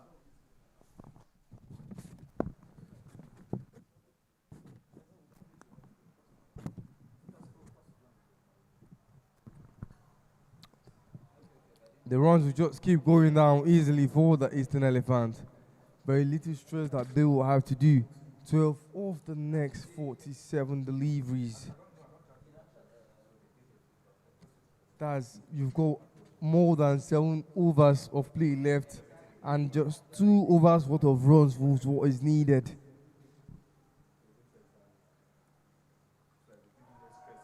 Exactly what you would expect. It is a maximum. Corrections, that will be a 4 as the umpire. Now you've seen that there was that one bounce to the boundary ropes. This game is already far gone from the Northern Lions reach, as they will be suffering their first loss as it appears. And what they can look to do is just a little bit of damage control and just drag out this game for as long as they possibly can. But from this side, it is the Eastern Elephant who should be picking up their first and much needed victory with 2 more games in hand to go, and still a chance at securing the playoff spot. One team has already been kicked out of the playoff spot, which is the Western Dolphins, having losing 4 from 4 consecutive games. But the only team, the only team still yet to pick up a victory, the Eastern Elephants, it will be a very good comeback. Another throw of that bat by Pius. They're taking a second one. Can he make it? He does make it. Pius has been outstanding. He's moved to 25 of 20 deliveries. This young man not dropping his shoulder. At any point in this game, shoulders high, is doing what is needed for his team to pick up this very much deserved win. And Pius has edged that to the wicket keeper. Bemudia is happy. But like I said, the game is almost done and dusted. Pius has thrown his wicket, wanted to do it in style. See that again, he's gone big. He's edged that ball straight to the wicket keeper. He's batted very well for his team till this point. It's just 6 needed of 45 balls. Like I said, I don't think anything can go wrong from here. 6 needed of 44 balls. It's 107 for 4 in just 12.4 overs. Eweka has picked up his wicket. 1 wicket, 6 runs considered. Karim Gafar, 7 of 7. And in comes Victor Ikpoli, another batsman. You can tell just how unmotivated the Lion side are at the moment. They know that this game is already out of ground, and like I said, they'll just look to do damage control, and that in terms of reducing the net run rate deficit that they will suffer if this game should end at this point in time or anytime soon.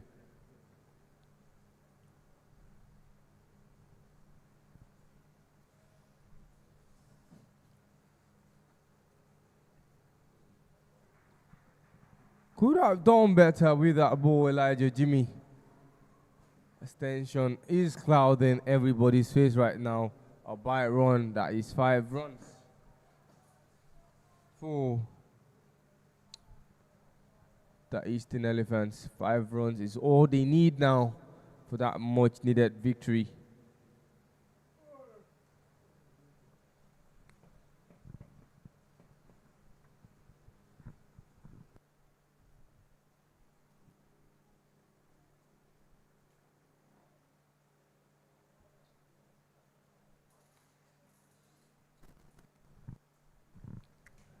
And that 13th over is done and dusted. 108 sits on the board for 4 wickets. 5 is the total now needed of the next 42 deliveries. Lions will have to pull up some sort of miracle to try and win this game. But from our perspective, logically and realistically, this game is far-fetched and no longer within grasp.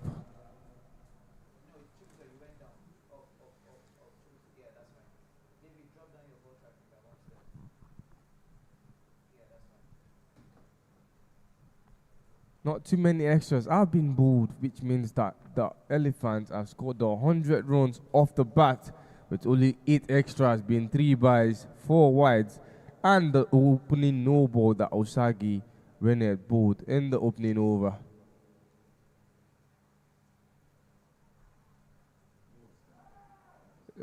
It is too late to be losing wickets. There are too many balls and very few runs. They could have just stayed there and selected runs, but I see no reason as to why Equally was very desperate, and they've lost another wicket halfway into the wicket taking. And look at that ball. Didn't wait to see where that ball was going. Couldn't even return back in time. Quick hands from Elijah Jimmy. And there seems to be a little bit of a beam on the faces of the field inside. That beam was caused by Mr. Victor Ikpoli. I don't know, kind of jittery from the look of things there. You played defensively and you took off. There was no run there, to be precise. And the awareness of Akere Sesele, brilliant young bowler, has returned the ball and has gotten direct hit. Sent Victor back into the dugout for a duck, not being able to add a run to the tally of his team. So close to winning the game. It's unfortunate that young guys like Victor won't be able to finish up this kind of game I looked at his body language. It was kind of not ginger. And I didn't see any ginger in that body language. Yeah, the job is almost done, but you come out with some steam. It was so cold. And he's lost his wicket. Brings in Jimo Abdurrahman to join Karim Ghaffar at the center. It's just 5 balls needed off 41. 5 runs needed off 41 balls. Victor, a non-batsman, didn't come to this party at all. He's walked back to the dugout. Akere to finish up is over. Very well played by the newcomer, Jimo Abdurrahman. Knows what is needed. Don't need anything extra. Just finish up this job and get that much deserved first win in this tournament. They look a solid side. I guess this win would propel them to even do better. A shimmy down the leg side by Jimo. Very smart bowling. Akere's fielders, deep mid-wicket, deep square leg, long gone. All running to save that double, but to no avail. Jimo's picked up 2 of 2 deliveries. Karim is 7 of 8 deliveries. We need 3 runs of 39 deliveries to see the end of this game. Akere, another slower delivery. Jimo making no mistakes, just dabbing it to that gully area for a single.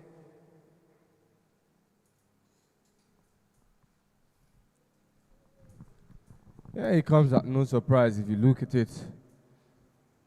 That was very much expected. The leg side has been completely exposed and opened, only having a square leg. And at the region that ball was, it was up for a steal that was maximized. Okwe Sylvester has had to do a little bit of rotation in the field setting. Only 2 runs is what they need to win. 1 to tie and 1 more to get themselves their first victory. And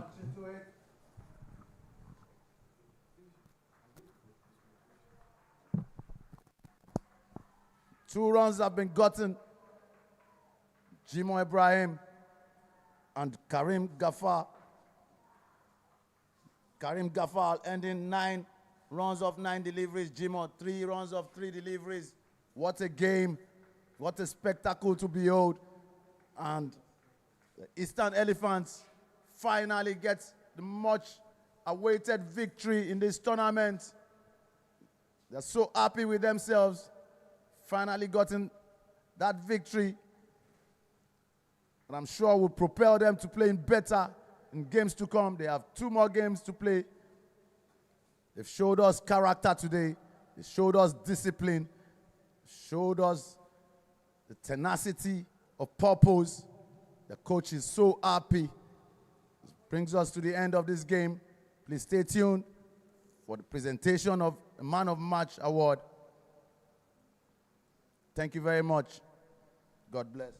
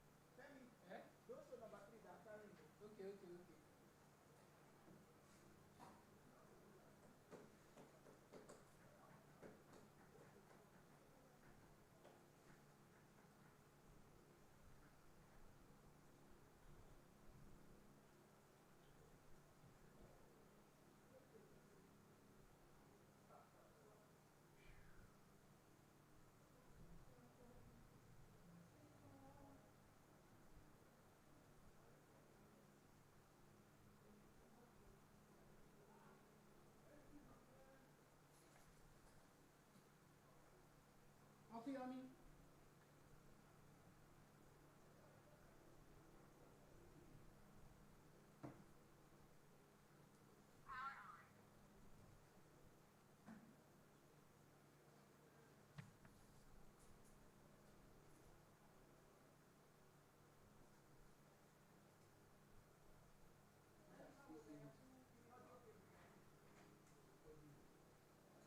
Audio okay, but I'm actually talking about who around. That was impressive. And that was a great game. See what cricket does. They won't lose you. Today you are there. Oh, yeah, leave the bag. That bag. Big bag. Because I'm still coming to come and set something here. That's why I said I'm coming back. Stay there.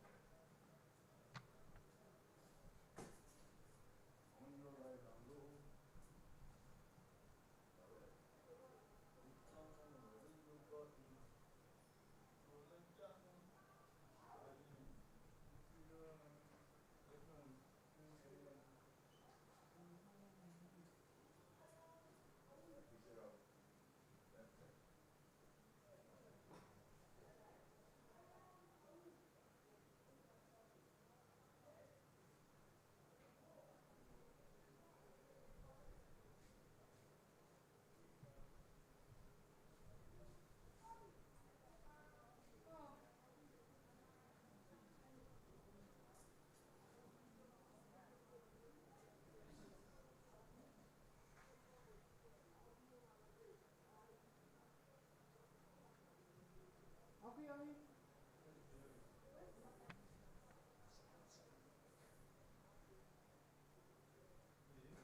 Okiyomi.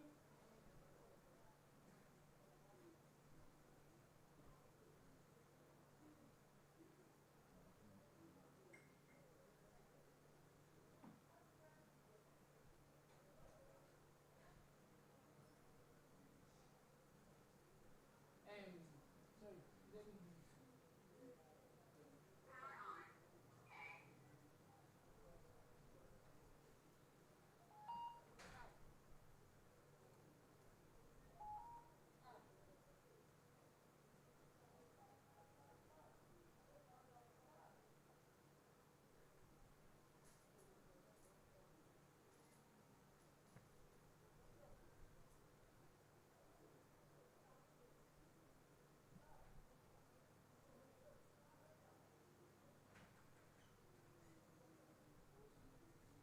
That's why you see, it's easy for me if I put it up on the screen.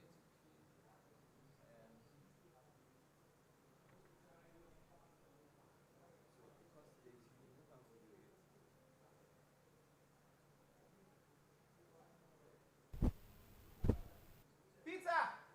Oh yeah, oh.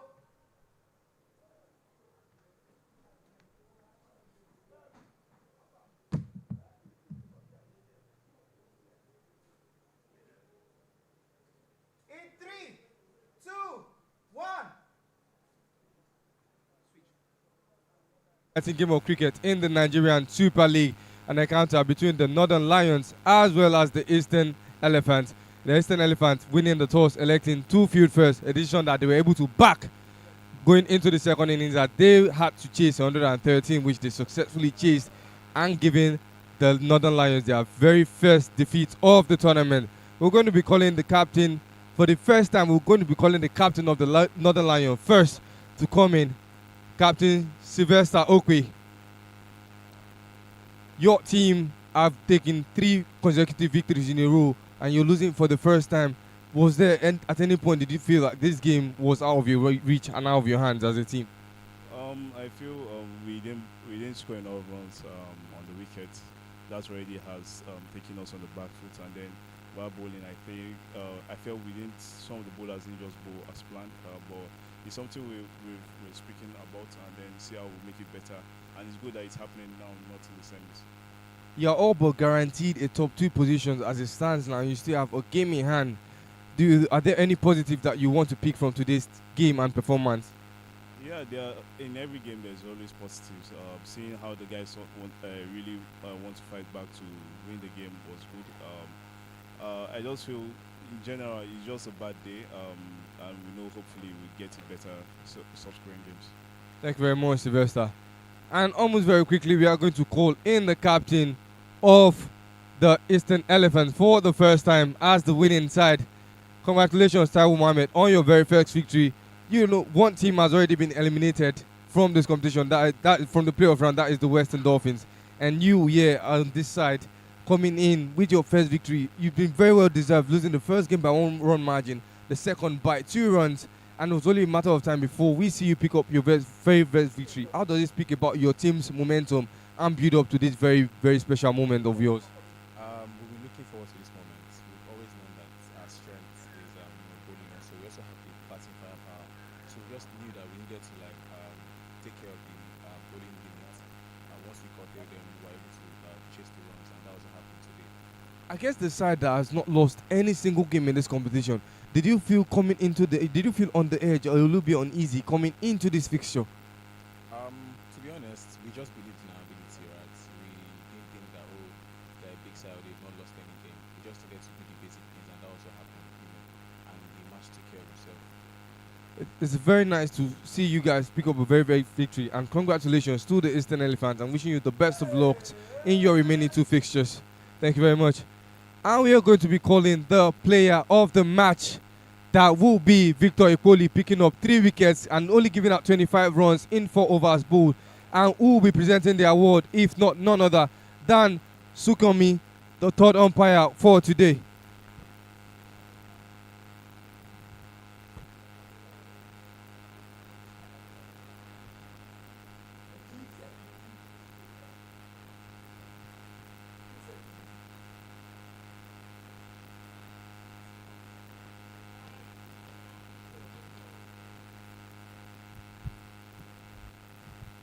Victor Ekpoli, congratulations on being the first player from the Eastern Ethnas to pick up a Player of the Match award.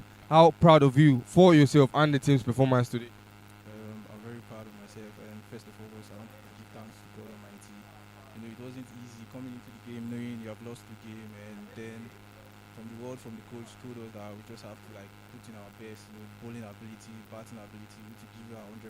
So kudos to the coach and captain, for giving us this opportunity, and it wasn't easy. All thanks to God. You're obviously the standout player performance for today, but are there any other performances from your side that you want to acknowledge that contributed to your team's very first victory in the Nigerian Super League? Yeah, I would like to congratulate Ramon Ali. He started where he gave us a great start, and we saw the great start, and we just had to end the game easily. Thank you very much for that. And there you have it in the middle, that the post-match presentation of the game between the Eastern Ethnas and the Northern Lion. And we will be back for the second game of today. Thank you very much.